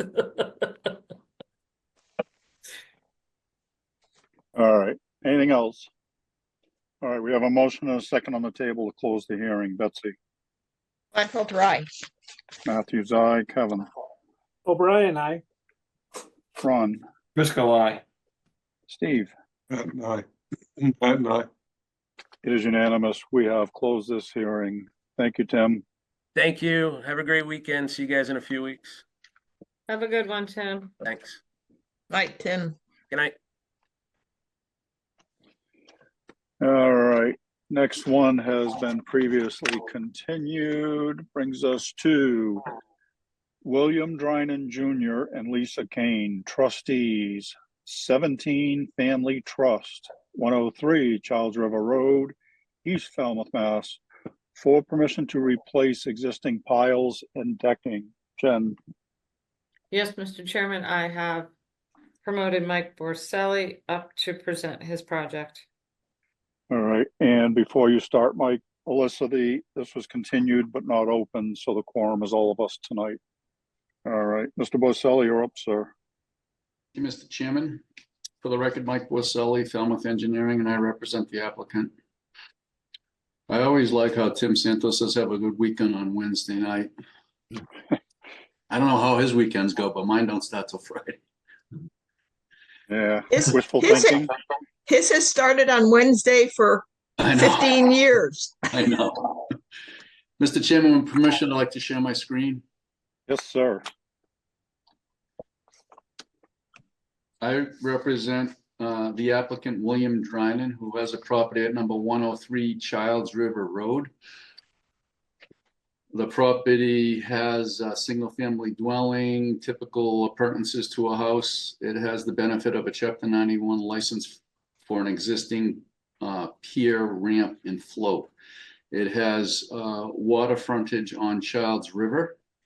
The wetland resources of note include land under the ocean, land containing shellfish, and a narrow band of salt marsh. And moving landward, there is also a coastal bank. We have shown the no disturbance zone A from the top of the coastal bank for reference, even though this project is solely for work associated with the existing dock. The dock in question has the benefit of a Chapter 91 license.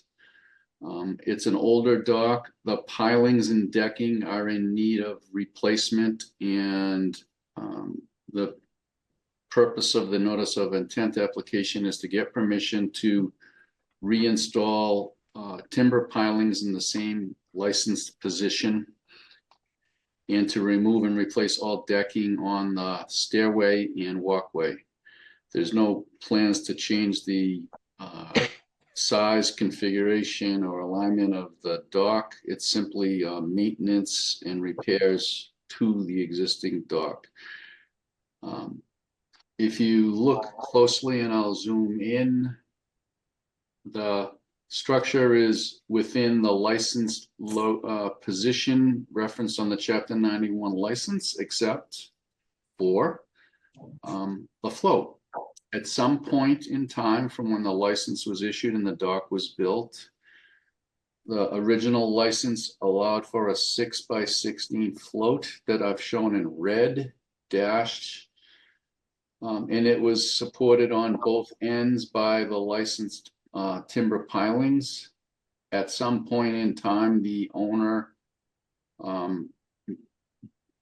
decided to replace and have a new float built and the existing float removed. The new float is shown with the black line work, and it measures 5 by 20, so it's 100 square feet. You allow up to, but not more than 100 square feet on a float. So that was never approved. It's 100 square foot versus a 96 square foot float, and it's slightly different. And it was put in a position so the same pilings will anchor it, but they'll be behind it instead of on the end of it. And it shifts the float out about 2 feet. Each of the pilings would be removed individually, and there'd be bracing of the to support the dock. And then when the pile is reinstalled, the bracing would be removed, and the same process would occur on each piling, and only one at a time would be removed and reinstalled. Then the decking would be removed, and decking would be replaced in kind. The staff report makes reference to some bookkeeping requests for me to show some information on the plans. And it was suggested to me by Jen, and Jen, correct me if I'm wrong, that these could be conditioned as part of the order of conditions and wouldn't warrant the need for a continuance. Correct. Thank you. There's also some comments in the staff report unrelated to the dock, related to the house, and previous certificates of compliance that were issued that your staff wanted to put on the record, and I have no comments on any of that. I'm happy to review it with your staff, but it's unrelated to the what I'm proposing to do to the dock. And I think that sums it up, and I'm happy to answer questions. Thanks, Mike. You can stop sharing. You did. Jen, A few items, Mike. The shed Mm-hmm. encroaching partially onto the property to the north. We're going to relocate that because it's encroaching on the abutter. Yeah, that can be done. Okay, and did you go out and verify to make sure all the vegetation is there that should be there? We had asked you in the staff report just to verify that all the mitigation was in place. I have not been to the site since the staff report was issued, but I can tell you that, and I'm sharing my screen again, that there's mitigation planting here and there's mitigation planting here. I don't have the benefit of any of the old plans to know if it compares to what was originally approved. So I can't really comment on that unless I go out and do some more review. I'm happy to do that with you. Okay, I think we can just do that when you go out and do the housekeeping items. And we can address it then. Because you'll have to go back and like survey that dogwood and everything. So yeah, sure. Your crew's gonna have to go back out there, so maybe they can check it out when they're out there. Okay. Okay, that's all I have, Mr. Chairman. all right. Alyssa, Nothing to add. Thank you. all right. Betsy, Yeah, Mike, just another housekeeping. Shouldn't there be a mooring field on the map? Oh, I can do that. Yes, I can add the mooring field. Yes, for sure. Absolutely. And do you have depths? Yes, I've referenced depths. You can see these numbers on the side of the float. Oh, I'm not sharing. I see it on your plan. Yeah, 4.6, 3.8. Okay, that's all. I have no other questions. Thanks. Kevin, No questions now. Thank you. Ron, Are there floating stops on this dock? That seems to be the topic of discussion. There are not, because we have adequate water depth. All right, thank you. I'm all set. nothing if not consistent. Steve, I'm all set, Mr. Chairman. Thank you. Jen, is there anything in the public chat function, please? Nothing in the public chat, Mr. Chairman. I'll make a motion to close the hearing and take it under advisement. Driscoll second. All right, we have a motion and a second to close the hearing. Any lasting comments or questions? We're voting to close the hearing. Betsy, Gladfelter, aye. Matthews, aye. Kevin, O'Brien, aye. Ron, Driscoll aye. Steve? And It is unanimous. We have closed this hearing. Thanks, Mike. Thank you.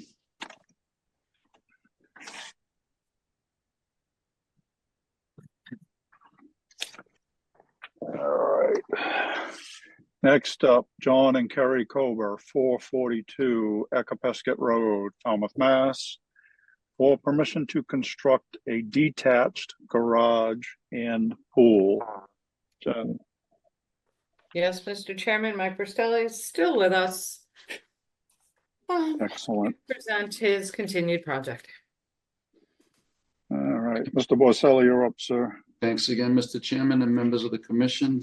For the record, Mike Borselli, Falmouth Engineering, and I represent the applicant. This is a continued hearing. It's actually the third continuance. The first continuance happened without opening the hearing. There was staff comments that didn't make sense to open the hearing, so we continued it, worked out some details with your staff, made the initial presentation to you. It was then subsequently continued again to work out a few more details, which I think we have, and I think the staff revised comments suggest that. With your permission, I'll share my screen briefly. Yes, sir. I won't go through the whole thing unless you want me to, but this was a proposal to construct a detached garage and pool between the house and the street, not closer to wetland resources. There was by doing the proposal, there'll be some increases in impervious surfaces, both in the A and B. And there's really no place to do mitigation planting. So the applicant has to remove some impervious surfaces to compensate. The driving force of this application was the proposed detached garage and of course the pool, but the garage itself is an effort to create an actual place to park the owner's car. His grown children park on the driveway. And the family uses the existing garage, not for cars, but for all their stuff. So no cars park in this existing garage. There's no room because they have all their other things that they use associated with the property, in the dock, etc. So there's a significant area of pavement that we're proposing to remove, and that will be converted to pervious surfaces, and that is how we're able to compensate for the increase for the small section of the pool in the A zone and the balance of the pool and a portion of the garage in the B zone. The existing impervious surface calculations were identified on this existing conditions plan. You'll note that, and we talked about this, there was an unpermitted patio and a walkway leading to the patio and a stone wall. Those are, your staff discovered those were installed without permits by a previous owner. They are now to be removed, but of course we can't take credit for removing them because they never had the benefit of a permit and they couldn't, I don't believe, have been approved. So those are being removed, but not part of the calculation for the impervious surfaces. But you'll note over here, there's some areas that are pavements that have been there and were part of the original house construction. And those will be removed as shown on the proposed impervious surface exhibit. And if you look closely, you'll see that this area of pavement is to be removed, and this paver walkway, which isn't used, will be removed. This is where they make access to the house. So they would park and walk across the grass to this entrance, or they would park in the garage and walk across to the front entry. So the area of increase in B is compensated for a removal in B here, and the same goes for the A. The applicant had hoped that the wall could remain, and we were going to mitigate for the wall remaining simply because it's a lot of work to remove the wall and it might disrupt an area very close to the top of the bank. But it seems as though the consensus of the staff is that, and they're recommending that should be removed. So we're not going to argue that point anymore. It never had the benefit of a permit. This green area is a previously required buffer area that was on older plans for a private owner, a previous owner, sorry, and that was removed to install the unpermitted patio. So the new owner is going to make this right and will reestablish that buffer in accordance with the recommendations of your staff.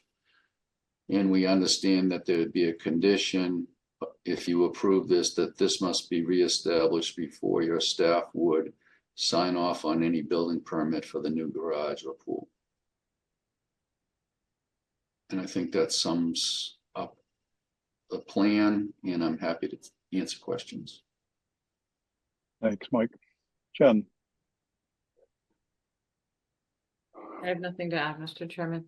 I mean, I think Mike addressed everything. I think the wall should be removed, and again, we won't sign off on any building permits until the area is restored. But he went through it pretty well, so nothing to add. Alyssa? No comments, thank you. All right. Commissioner comments or questions? Kevin? No questions. Thank you, Mr. Chairman. Ron? And just to call about reestablishing the plantings, how do you determine it's reestablished? Is it a year, 2 years, a month, or they put in the ground? Just for my own information. I mean, once they put, I mean, we'll sign off on as soon as they plant them, we'll sign off on the building permit, because the project still has a 3-year time frame. So I'm not going to hold the project up for 3 years for the plants to be established. I'll just have them, is once they plant them, we'll sign off on the building permit. Okay, thank you.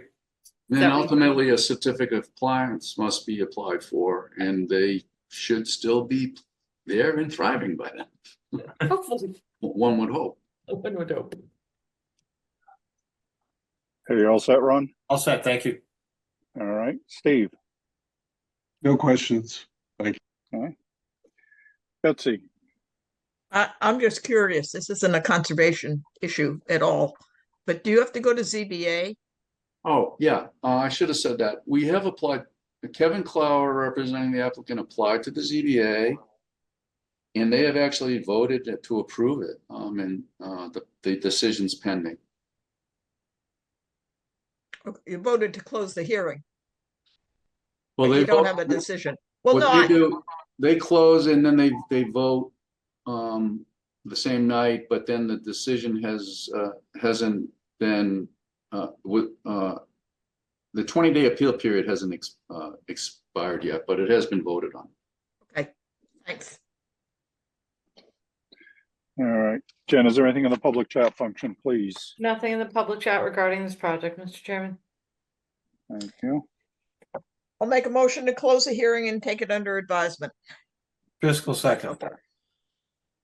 All right, we have a motion and a second to close the hearing. Anything else? All right, we're voting to close the hearing. But Gladfelter, aye. Matthews, aye. Kevin? O'Brien, aye. Ron? Driscoll, aye. Steve? Patton, aye. It is unanimous. We have closed this hearing. Thanks, Mike. Thank you, and have a great weekend. You too, I Mike. knew that was coming. 5-day weekend. Yes. Have a good night. Have a good one, Mike. Thanks. All right, next up has been previously continued, and the next one after that had been already heard. And that brings us to request to amend an existing order of conditions. Falmouth Yacht Club, Inc., 0 Clinton Avenue, map and parcel ID is 46B-02-020-000H, Falmouth, Mass. Request to amend the order of conditions for Mass DEP number 25-4970 to eliminate special conditions number 1 and to revise special condition number 4. Jen? Yes, Mr. Chairman, I have promoted Stephen Core up. Steve, your title is General Manager of the Falmouth, correct? Yes, ma'am. Okay, So Steve is the general manager of the yacht club. To refresh the board's memory, this order of conditions was to address the violation on site, which was the installation of all that trap rock along the road after the large storm event. I do believe the two conditions the yacht club is requesting to amend is to, one, allow, there was a swing type child play set that is placed on the beach closest to the road. It's been there for several years. We've gone back and looked at the aerials. It's placed there for several years. We made a condition that it should be removed because it is a velocity zone. It should not be there. And two, I do believe they're requesting an extension, and correct me if I'm wrong, Steve, for, I believe we gave them a date certain to remove and repair, to remove the trap rock and repair the violation, and they are requesting an extension of that. Correct, yes. So, Do you want to elaborate a little bit, Steve? yes, okay, I'm just wondering what I'm doing. Yeah, that's okay. So yes, everything you said, and so first of all, thank you very much for even hearing all this. But the play set, what they've asked for the play set is they understand that, you know, winter storm time, it's not appropriate to be out there. However, they're telling me about 25 years it's been out there. They just bring it out in the season and then they bring it back and they store it in the winter months. So it's not out there year round. I've been told in the past they keep it under sharp watch for weather. I know at least the time I've been here, I've been trying to keep an eye on weather, but storms change every second. But that's kind of the idea, is they brought it out and they bring it back after the summer's over. And that's, I believe it's stored, secured for winter time and kind of that storm season, if you will. And the second part was, the extension of the order of conditions. So the order of conditions was 60 days from the time it was signed. And just from what I've had with some of the bids coming back and stuff, they're just not guaranteeing they can have the project done in time. So we're just asking we want to get it done obviously right away, just making sure there's enough time there for the contractor to be comfortable with that. I got one back that they just couldn't guarantee the timeline could happen. And I just wanted to address that here, or the club did essentially.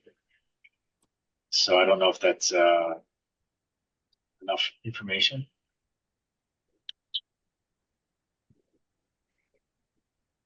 All right. Jen? Steve, do you have any viable quotes to repair the wall? I have one viable quote. Yes, I do. And from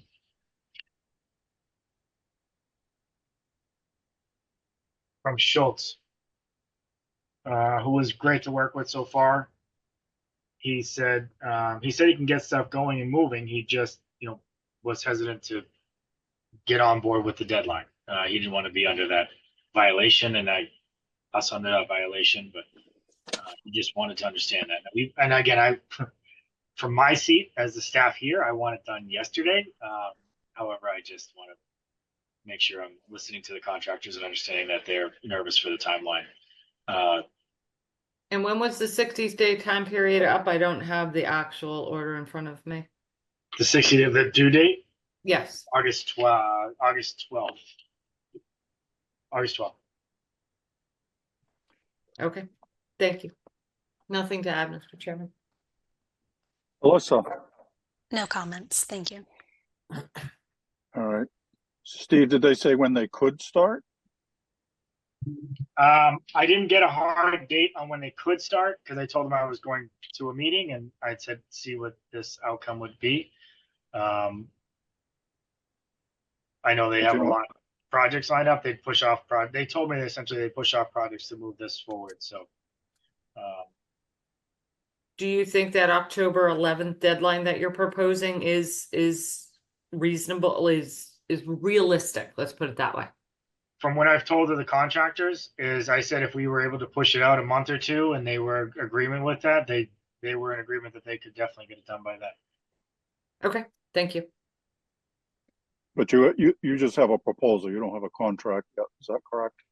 I do not have a contract yet. No, I just have proposals at the moment.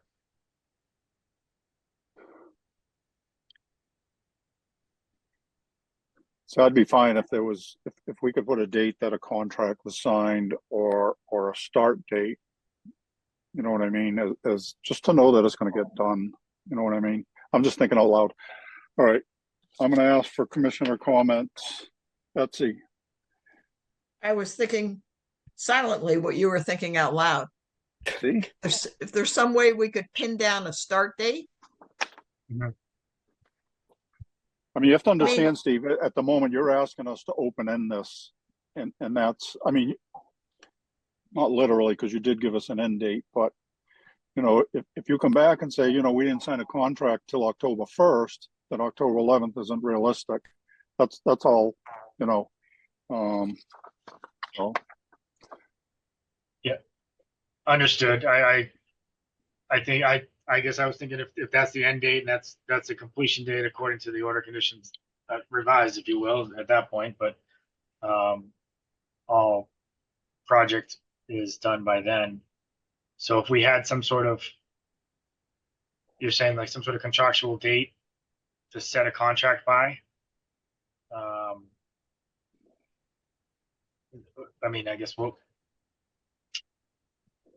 start date. Start date would. I'd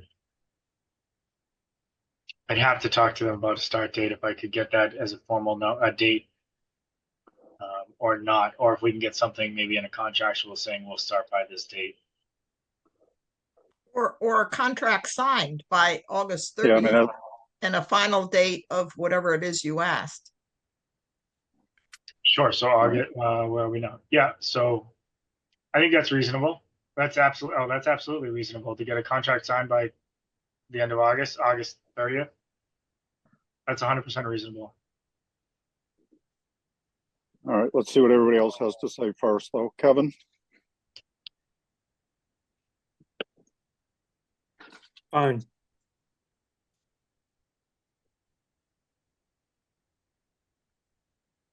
You good, Kevin? He said I'm good. fine. Okay. Sorry. I was writing, so I wasn't, I can't multitask. Told you I'm old. Ron? And how long is it going to take for the work to be done? They said at most 2 weeks, depending on weather. That's really what they were. Yeah.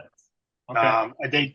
They didn't say it should take very long. It's just, it was all weather dependent. And if the tighter it kind of crunched the end date, they were worried about, you know, jumping into other projects, jumping out of other projects and stuff. And there were other concerns there too. But how long does it take to secure that swing set if you get a notice of weather? it doesn't take long. When we put it out this spring, it took a couple of hours, I would say. And that was because I was being picky and making sure the bolts were new and everything else when I was here. I'd say it took realistically no more than 3 hours, and it could be done probably in less time. Okay. All right. Thank you. I'm all set. Yep. Thanks. Steve? I think you made some good points, Jamie. I'd like to see that followed up. Thank you. All right, so Steve, I have 2 points. The swing set, the play set. What criteria do you use that it would have to be removed for a storm? Say that again, sorry. So you say that you can remove the play set for an impending storm. What criteria do you use? I mean, if they say, I don't know, a nor'easter or a hurricane coming, what kind of assurance do we have that it would be removed for a storm? I mean, we all know that weather prediction isn't an exact science, but if it only takes 3 hours to remove, I don't know if the weather service says we could see a category 1 in 3 days. I mean, I'd want to see it moved. Yeah. So what at least the discussions I've had here to make sure that from an operations standpoint that I know when to make the decision is any sort of major storm coming through, if it's a threat or if it's within the New England area, that's like you said, if it's coming up a day or two, I mean, there's no reason why we can't remove it early. It doesn't need to be there if any sort of storm threat is upon New England. my right now, if no members were here and I had to make a decision and there was any sort of storm threat coming up here that would involve, the wind or the surf or, and it was, 48, 24 hours away, it would be a decision to get it out of there immediately. So, and clear if possible, clear anything that we have outside. I know some of the events of the places I've been at in the past usually were about 48 hours before a storm hits. And if it doesn't hit, it doesn't hit. But, we'd rather be safe than sorry at that point. And I don't know if that's Okay, something written to the commission that would make sense and be a little bit more comfortable to that, with a little bit more finite detail, maybe. Yeah, it's something we'll have to think about. Hold on, Betsy, one more question for Steve. What I was going to say was about the time frame is that if a contract was signed by September 1st and allow the end date of October 11th, I'm just saying that's what I would be looking for. All right, Betsy? What is it? Do you have a hurricane? Do you have a hurricane preparedness plan? We have storm plans. I wouldn't say it has hurricane titled on it, but there are storm plans as far as board ups and removals of equipment outside, and but there are plans on site. Yes. Yeah, and those are usually, time minus 48, time minus 24, depending. And so the swing set hasn't been removed in the past. It's removed it's only in for the season, so it's removed usually mid to late September, and it's brought back in early May, just for the season. Is that on the plan? Is that on the storm preparedness plan? From what I've seen, it's not written in the storm preparedness plan, but that's what I said. I think we should write something up, and that's what I've been asking the committee for as well. Okay. All right, anything else? All right, Jen, is there anything in the public chat function, please? Nothing in the public chat, Mr. Chairman. So I'll make a motion to close the hearing and take it under advisement. Fiscal second. All right, we have a motion and a second to close the hearing. Any last comments? All right, we're voting to close the hearing. Betsy? Bottfelter, aye. Matthews, aye. Kevin? O'Brien, aye. Ron? Fiscal aye. Steve? That night. It is unanimous. We have closed the hearing. Thank you, Steve. Thank you very much. Sorry to keep you up. It wasn't you. Well, I appreciate the time. Thank you. Good night, Steve. Good night. Bear with me. Okay. I have to move Mr. Core back into attendees, so. Oh, there he goes. Did I just lose somebody? All right. Oh, I put Ron in attendees. Hang on. I'm coming to get Hang you. on.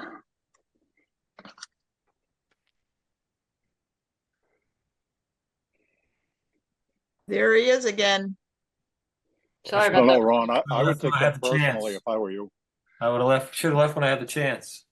Sometimes You gotta be quicker than that. the Yeah. squares jump around, and when I'm trying to put people back in attendees, if I'm ready to click them and they go out, it jumps down to the next person, it grabs you, Ron, and puts you into attendees.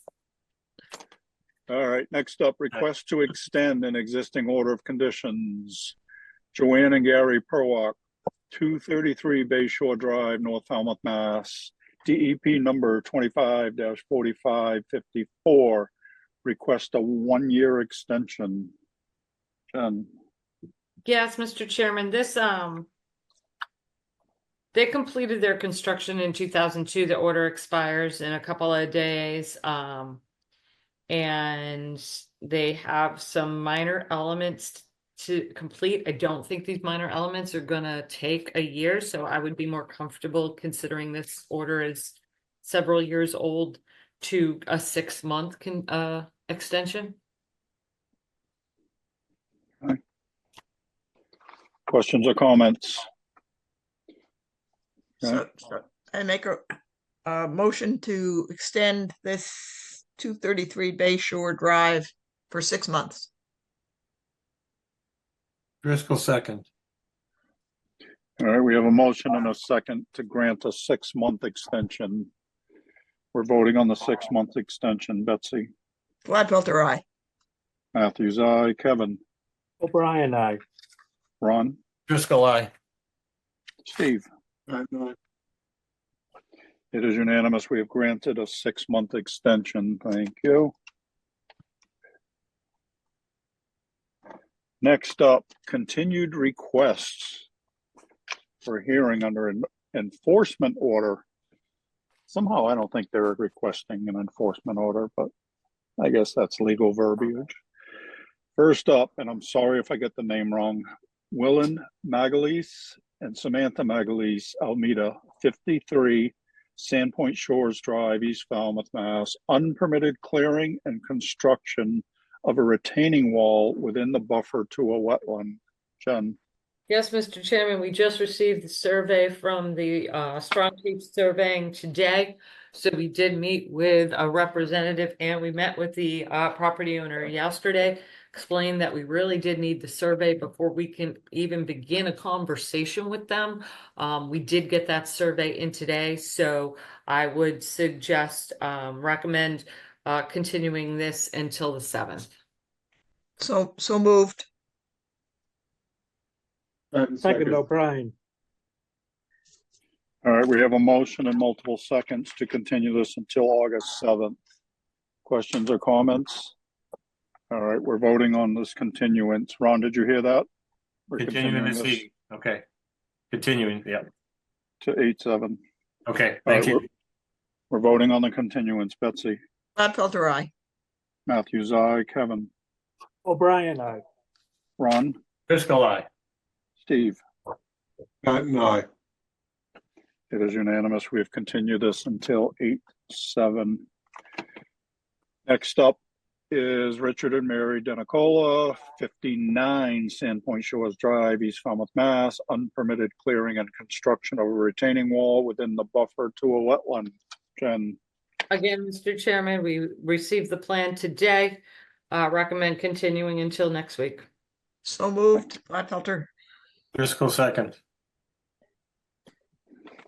Did the survey include both properties? Yes, Okay. because I guess you this- probably would have said if it didn't, but yeah, the violation encroached. no, I understand that, but I Yes. just wanted to make sure that, Majority of it's on the poor neighbor's property. okay. All right, so we have a motion and a second to continue this as well to 8/7. We're voting on the continuance. Betsy? Gladfelter, aye. Matthews, aye. Kevin? O'Brien, aye. Ron? Driscoll, aye. Steve? Aye. It is unanimous. We have continued this until 8/7. Which brings us to vote amended order of conditions. First up, only up, Joyce Falk, Friends of Cedar Lake, Falmouth, Mass. Jen? Yes, Mr. Chairman, this was just to amend the conditions, to make the monitoring requirements in line with how DEMF modified them. So there was a modification to the monitoring requirements. We always defer to DMF, so this would bring our monitoring requirements in line with DMF. Kind of simple. I make a Questions or motion. comments? I make a Yeah. motion to vote an order of conditions, order of amended order of conditions as discussed. Easy for you to say, Betsy. Driscoll second. Man, talk about making it more complicated. All right, we have a motion and a second to issue an amended order of conditions. Questions or comments? All right, we're voting on the amended order conditions. Betsy? Gladfelter, aye. Matthews, aye. Kevin? O'Brien, aye. Ron? Driscoll, aye. Steve? It is unanimous. We have issued an order of conditions, an amended order of conditions. And last motion, who wants it? Make a motion to adjourn. Patton, Second, O'Brien. Gladfelder, aye. Matthews, aye. O'Brien, Patton, aye.